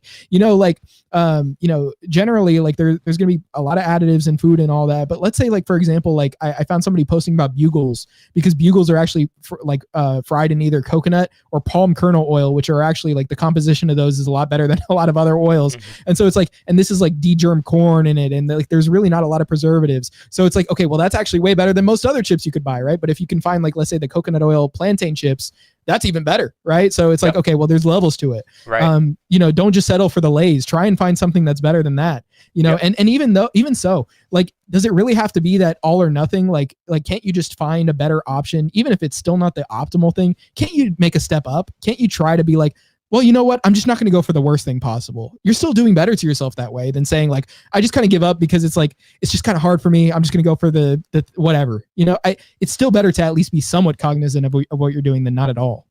Absolutely, dude. You hit on so many different levels. I love it. That's incredible. Again, you create that environment, you obligate yourself too. It's like if you put the junk food in front of you, it's constantly in front of you. You're facing advertisements on TV, it's constantly in front of you. There's a reason why they do it, guys. It works. You know what I mean? So think about what you put in your environment, the people you're around, what they eat, their habits, because it's going to influence you too. Whether you and again, you have control to say, oh, I don't want to do this or not do it. I don't want to say you don't have control, but I also want you to recognize that those people will unconsciously, shadow consciously basically influence you in ways that you may not understand. And then you wonder, oh, well, how is it hard? Why is it so hard for me to keep this certain habit? And why is it so hard to do this or that? So it's incredible. Somebody said, love what you do, love cooking, love the quick choices, and it'll be easy and fast. Yeah, I mean, just love the process and make it an art, right? Like for me, cooking is an art. I actually like it because to me, it's like I'm working before I get the food. maybe that's a weird way to put it, because if you're working on a bunch of other things, then maybe, you feel like, oh, I don't really want to work on getting food. But food should be something really important to you, because this is your nourishment. This is your energy. What you eat is going to determine, a lot of other things. So it really depends on how you prioritize it within your life. Do you give it a lot of value, or do you give other things more value? Do you give more value to the TV and watching movies and TV shows, or do you give more value to spending that time instead to cook up something and maybe doing it while watching TV, doing it while listening to music? I mean, people do that for a reason, right? Cooking music. So whatever it has to be, whatever it has to be to get you to do it, find out what works for you. And that's, I'd say, and even just as a basic food recommendation again, like, you could just eat straight up honey because like the Hadza, they actually I think it's like 15 to 20% of their calories are from honey. They just eat that. It's like, this is not a bad food. It's not like something like these, like high fructose corn syrup or something. I mean, you got to watch out for the sourcing of honey because it may be tampered with, but just eating honey is like something that is actually it's consistent with the human biology. It's a lot different than eating all these processed garbage foods, to the point where it's like, it's not equivalent to these foods that you're like, oh, they're sweet, so they're bad. Honey's actually a great food for you. It's an incredible food. I know a guy on Twitter, which is a recommendation I can give, named Anabology. He actually has a website called Longest Levers where he puts like a bunch of different articles from people up. It's kind of in the process of being made, so there's not like too many, but he kind of gives like different protocols. And one of his that he came up with was the honey diet. And what he would do, he would eat a significant amount of honey throughout the day and sort of do like a protein fast to stimulate this thing called FGF21, which is a hormone. And it causes actual fat burning. So when he's he's basically going into a carbosis rather than a ketosis, right? So it's actually an interesting perspective he has where he's trying this out. And he's saying it's actually pretty in line with your metabolism. It's actually metabolically like healthy to do. He gives a lot of good justifications for it that I honestly think is like actually pretty good. And he's showing the results of it. He's showing because he's obviously very focused on metabolism, thyroid function, and so on. Wow. He's not just going from a perspective of, oh, it loses weight. He's going from the perspective of, is it healthy to do? And he finds that, yes, it actually is. And he's giving reasoning for it. So, there's different methods you could use, but even beyond that, it just means that honey doesn't kill you. And it actually does support your energy. It's something that can actually be incredibly nutritious for you. So it's like, oh, well, why not just carry some honey around too? Absolutely. Yeah. I mean, that's crazy how people are finding that out, right? How sugars are different in their natural form than the artificial form. But then some people will be like, oh, but it's all sugar. It's like, how about the fact that coconut oil has the same saturated fat structure as meat? We wouldn't say coconuts are the same thing as meat. It's like, it's funny though, because why is coconut oil not so vehemently gone against in sort of the consensus, but meat is, for the same reason they have, which is saturated fat. They're like, oh, the saturated fat, is so bad, but then don't go for coconut oil. Yeah. So it kind of makes you question. It's like, why are they saying this? It's exactly. How is saturated fat really bad for you? Can you tell me about that? Because if coconut oil isn't causing heart disease, then why is meat, according to your consensus, right? Why is this? Why do you believe that's the case? Well, there are a lot of doctors who say coconut oil does cause heart disease, which is it depends on the doctor. I'm just saying, health consensus wise, they treat it as something different. Yeah. When it's still a saturated fat. So what exactly is the point here? Yeah, no, absolutely. It's just thinking about it. It's like, really, you're gonna put meat and coconut in the same category, exactly? But but it's insane seeing how people have agendas, and we're able to discuss anything, like somebody going on a all honey diet. There's people like the rice diet from Japan. I mean, that guy healed so many people just doing rice. There's water diets where people just drink water. Are you talking about what do you mean when you say the rice diet? Because I know there's the Kempner rice diet. Well, I know it's related to macrobiotics perhaps, but there's different types. I know. I know one that I follow from Joshua Rosenthal from the Institute for Integrative Nutrition, which is again where I got a lot of my teachings from too for health coaching. He learned directly from somebody who promoted the rice diet, but he, in the school doesn't promote it. He's just like, hey, this is one option. It helped a lot of people, but be able to learn from all these different diets. So that's what I find great about talking with you, is you're able to say, okay, this is what works for me, and look at all these other diets and look at this. It's working for other people. Why is it working for them? Somebody with an agenda would say, oh my gosh, no, that's not going to work.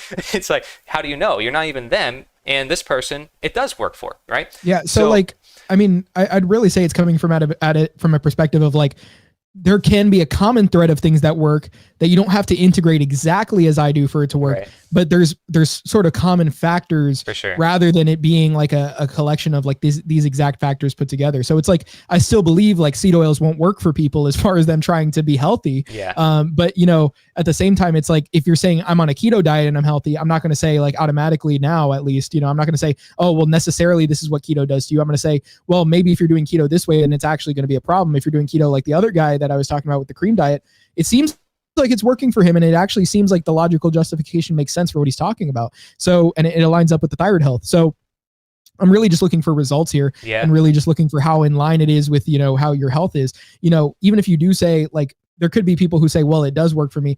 Okay, well, at the same time, it's like, you do want to look to see it actually is working for them, to verify. Yeah, exactly. How do you know it's working for that person? There are markers that can show you this. There are like different aspects of their health that can tell you whether or not things are working. But, you know, it's more of the idea of like, it's not going to look the exact same for everyone, because there are people with different problems. Like, obviously they share roots. A lot of these problems, like autoimmune disorders, share their roots in your like immune system. But, you know, there's going to be things that work better for other people depending on their symptoms. Like, somebody may have more bacterial overgrowth in their gut than I do. And so that may alter the way that they have to go about things before they can fix that. So it means that, you know, maybe I can't recommend the exact things I'm doing, but I can have a general idea of what may work for that. And I may have a general idea of what doesn't work for that. So there can be things I can say, this doesn't work, but I'm not going to look at you and just say like, everything you're doing must be wrong because you have this label keto, or everything you're doing must be wrong because you have this label vegan. Yes, veganism overwhelmingly won't work because of how people are doing it.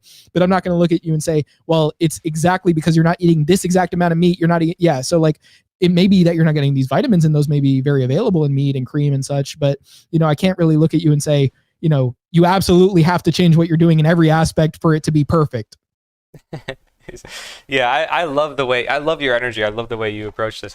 And you gave examples before, like you said, you found a corn flour that worked, you know, and some people may call that a seed flour. It's like, oh, you know, but again, there's different types of soybeans. And then also there's fermented soybeans, right? And then some people who work out straight up will take soybeans because of the protein content, at least they claim, right? So, you know, there's different ways to approach it, but there's been so many different alterations to our food that it's hard to get really clear on it unless, you know, you look at a particular thing and you really nail it down. So I like the fact that, you know, you nailed it down. You said this works for me, this doesn't. You know, some people make those generalizations because they don't have it nailed down. They don't know what's going on yet, or maybe they're new to health, or maybe, you know, they're still trying to figure things out.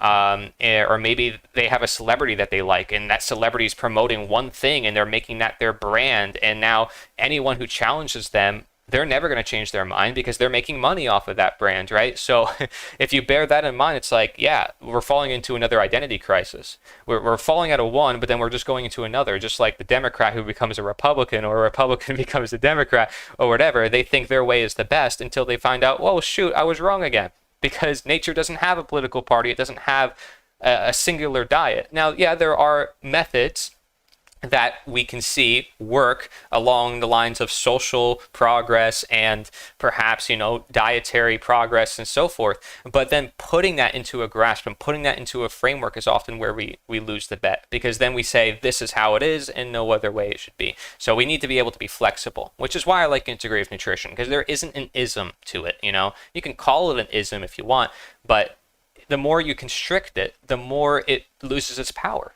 You know, it's like the more you try to hold on to truth, the more you lose it. It's a very paradoxical nature, but it's more of the reason to trust your body and to listen to your body and to work with things as they are going, because the environment is changing a lot. There's different meters and EMF frequencies and all sorts of vaccines, all these things that are being introduced. So being able to work with that in a world that's constantly changing and evolving, you need to be able to let go in some sense and trust your body and listen and tune in.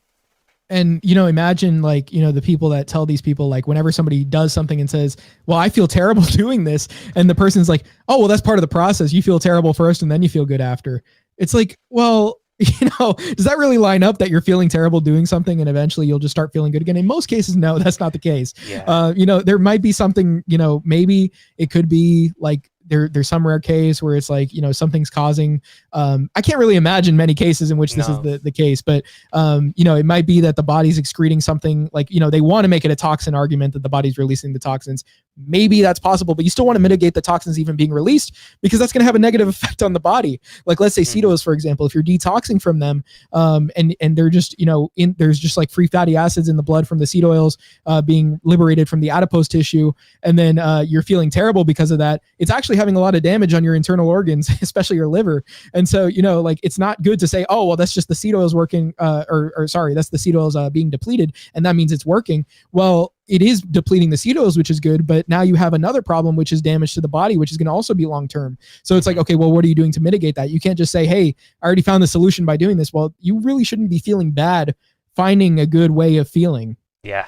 It's like, oh, well, we'll just, it's like the government justification too. Well, we'll just harm this group of people, and then in the long run, for the whole society, it will be good. Guys, it's a temporary government program, okay? It's like, no, it shouldn't be like that. Diet should be a lifestyle. It should work. It should be sustainable. It should be pretty universal, right? It should be timeless in a sense. It shouldn't be this temporary thing that we restrict ourselves, and then, oh, we have to go back on it a couple months later, and oh, I have to go on a diet again. It's like, no, it shouldn't be like that. Oh, we got to pass a law. We got to change the politician. Oh man, he screwed up. It's like we're living in a world that's not sustainable because we're not looking, I would argue, at nature or understanding, more of who we are. But that's confounded with knowing thyself, not just knowing the world around us, because we are essentially part of the natural world. And so our detachment from that has us longing and looking for other solutions constantly until we find out we've had the solutions all along and they've always been around us, and we've simply been ignoring it and thinking, and literally because we've been brainwashed in the schooling model too, to think it has to come from authority figures, and so that covers health, that covers most topics in our world. Is because if you can control the food supply, you control the medicine, you control the monetary system, you control the people, right? Yeah, and exactly, and that's why they want it to seem like health is like no pain, no gain. Like you have to do these extreme things to be healthy. Yeah. Because they want you to work for it. They really want you to work for it. They don't want you to have this like easy solution where it's like, oh, you can actually feel better and reclaim your health like by doing these things, which are actually very beneficial and feel great to do. Oh, no. They don't want that feeling great, because guess what? If everybody's healthy, you can't control them. Yeah, and it's like, well, the doctors will have no business. It's like, that's great. But they're celebrating how many people they're curing and how many hospitals are being created. That's not a good thing. That means more people are sick. That means more people need help. Yeah, imagine all the people getting cancer that you have to say we're curing. That means so many people got cancer that now it's like, okay, the ones we can save, we're accomplishing something here, as opposed to preventing it in the first place. And then they'll tell you, you know what you have to do though? Stay out of the sun. You just have to stay out of the sun. You just have to not eat beef. You have to. Just don't do anything that your ancestors did for hundreds of thousands of years. Here's what you have. First of all, we're not medical professionals. What you have to do is wear sunscreen indoors, because you're getting indirect sunlight all day. No, you have to give the full disclaimer. We're not here to prevent, cure, treat, diagnose any disease. This is for education purposes only. If you seek medical advice, you have to go to a professional. Yeah, there you go. You heard it first here, YouTube. It's in the algorithm. We're good. Yeah, there you go. So we're clearly giving just two people's perspectives. Okay, it's just an open conversation, open to rebuttal by viewers. Yeah, we will entertain all challenging to these views. Hey, I couldn't go outside today because it was raining, so I mean this was good. I enjoyed this. But yeah, dude, we should hang out sometime if you want. Up to you. I'm not putting you on the spot. Not doxing you or anything yet. No, I was kidding. But like the other guy, doxing him. How dare you? Yeah, I can't believe that I revealed his region. That's So did you go to school here too, or like? Yeah, you met people. I've been here my like whole life. The people that have been on your channel. Like, how'd you meet them? Are they like? So some I have met through organizations. As you see, there was somebody that's like, he's such a great leader. There's another guy that was in the chat that I know from like a university. There are people that sort of there are people that I'll meet through like going to national events, there's certain retreats and events that are outside of the state even that I'll go to, and I've met people there. Wow. And then even from that, there are just other communities that I've collaborated with where I get some of the viewers from, where they come in and they're like, oh, hey, yeah, I just like your content. I want to watch it. You know, this is fun. I want to comment. I want to be a part of the community. Just get people in on the Discord server, and then they just start. And by the way, if you want to get on the Discord server and you're watching from Cory's channel, DM me, because I don't put the link out for the public. It's just a matter of just not having like a bunch of like trolls in the Discord. But it's Anarcho, ANARCHO, Nitrain. It's like the Guns N' Roses song, NIGHTRAIN. So Anarcho Nitrain. You can DM me on Discord. We'll chat a little bit, not too long before I invite you, because, you know, obviously it's like, I want to get people in. It's just, I want to vet you a bit. Just make sure you're somebody that's not going to mess around. I know Cory's audience isn't going to do that, but, you know, you never know. There might be somebody random watching being like, hey, I'm from Cory's audience. What's up? Like, let me get in the server. Yeah, don't put me on the spot. Don't group me in with that. Yeah, no. But I'm sure plenty of great people. If you do want to find my content and you're watching from Cory's channel, I am Civil Offense on YouTube and a lot of social media. You can follow me on there. And I know Cory probably wants to give his shout outs to my channel, because we are sort of dual streaming here, streaming each other's video. But yeah, I don't know. I guess like, yeah, it's just been good meeting people that way, sort of through these communities. It really has been just engaging with communities. Honestly, that's the common trend of things, really. Yep. Aside from maybe like a couple people that I just knew from university or high school, like those are still a community if you think about it, like the class members, yeah, and all that. But if anything, these greater communities are the ones that I've like met a lot of these people through that come in here. Yeah, I was impressed the minute you started producing content and I started seeing it shared on Discord. I was like, wow, you know, you got really big potential and I want to see you keep going. So yeah, if I can help that in any way, then yeah. And frankly, I need to be a bit more consistent. I see you're consistent, dude. You're like always posting YouTube videos. It's great. Yeah. I mean, I developed like my own schedule, way of doing things. I have my own newspaper now. So now it's like, I know I'm going to have content all the time. So that's how I do it. I kind of create and obligate myself to put it out on a consistent basis. And that way I'm also not like sitting around like, what am I going to put out, you know? So that's the way I do things. And yeah, I'm always willing. If you ever need anything, let me know. If anybody from, you know, your audience ever needs anything, I create a lot of different projects and events for people to join, both online and in person. And we're probably going to do some big in-person events soon in Florida. So I'll let you know about that.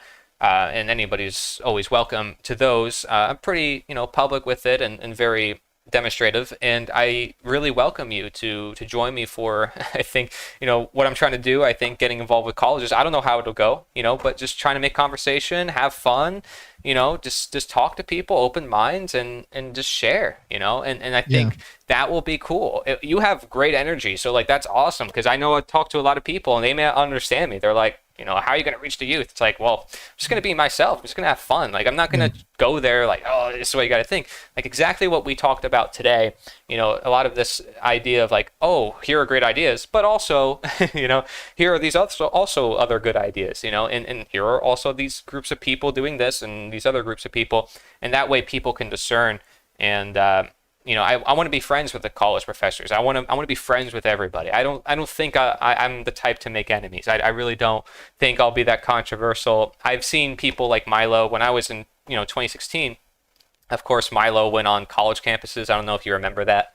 And he was like doing all. I remember hearing about it, but yeah. Yeah, but to me that was inspiring. When I was 16 and I see that, I'm like, whoa, all this energy in the room, you know, and all these people coming together.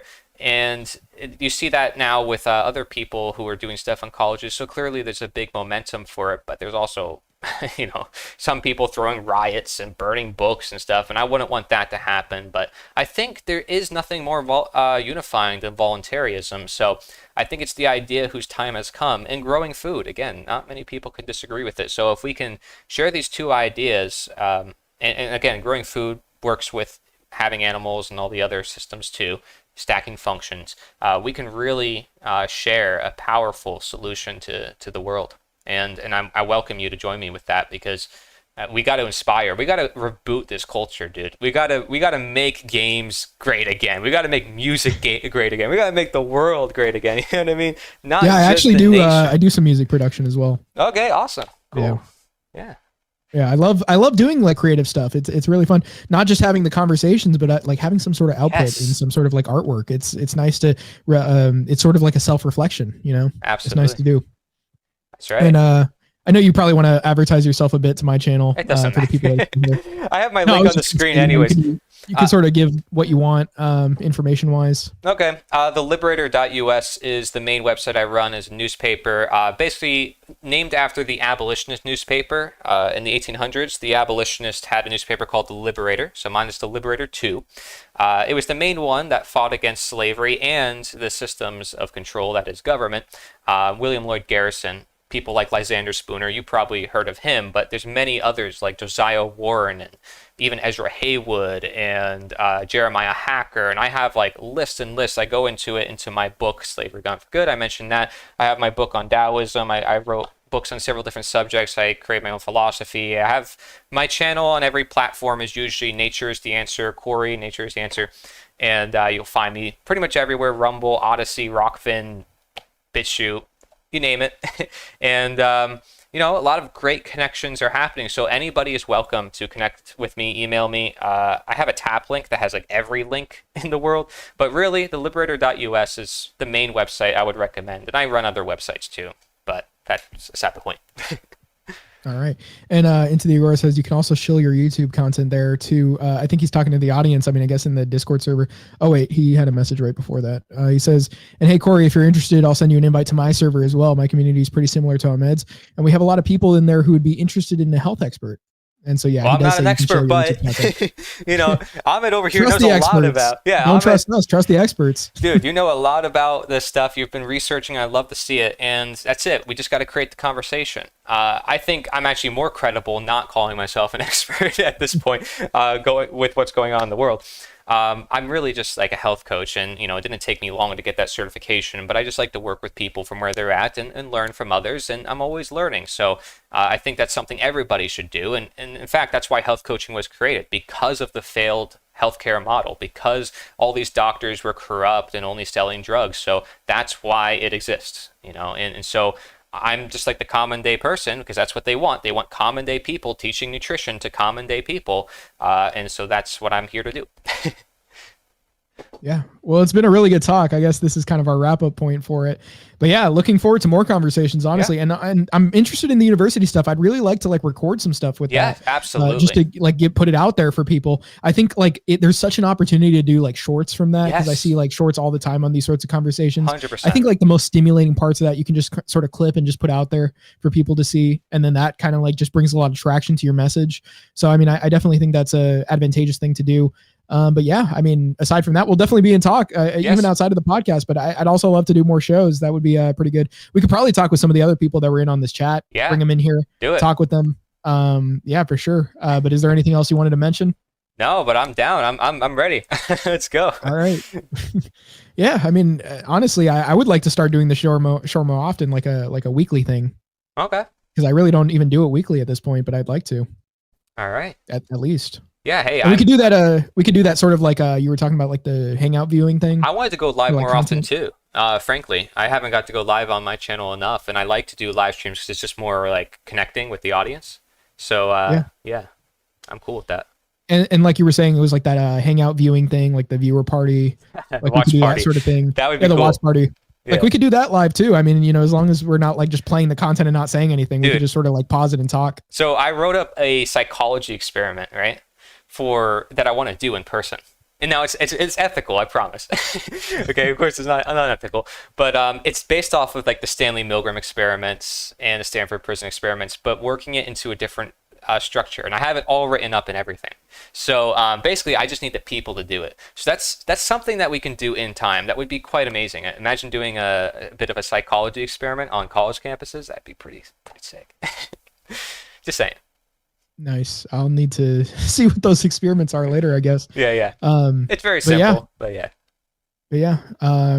If that's it, I mean, you got anything else you wanted to say? No, man, keep up the great work, and I definitely want to see more content coming from you, because that's why you caught my eye immediately when you started putting up content. I'm like, wow, and I love to see my own generation and people who are probably younger than me doing this stuff. I mean, that's awesome. That's great. Because people always said I'm the youngest. Like every time I go to these events, it's like, no, there's people out there who are younger than me. You just haven't met them. Yeah, I've heard that too, and I say the same thing. So, yeah, exactly. But yeah, that's been it, I guess. If you're on Cory's channel, I'm at Civil Offense. I already put it here. Civil Offense. Looking forward to I have Yeah, the looking link on the forward to screen. more shows. Thank you. Forward to more shows. Definitely want to focus more on the health stuff. I think that would be pretty good to do in the future. It would be cool to make some content, just reviewing it, like even like just videos, like not even live streams or anything. Sure. But yeah, that's been it on my end. And remember, guys, that civil offense is the key to winning. But don't make that an authoritarian statement.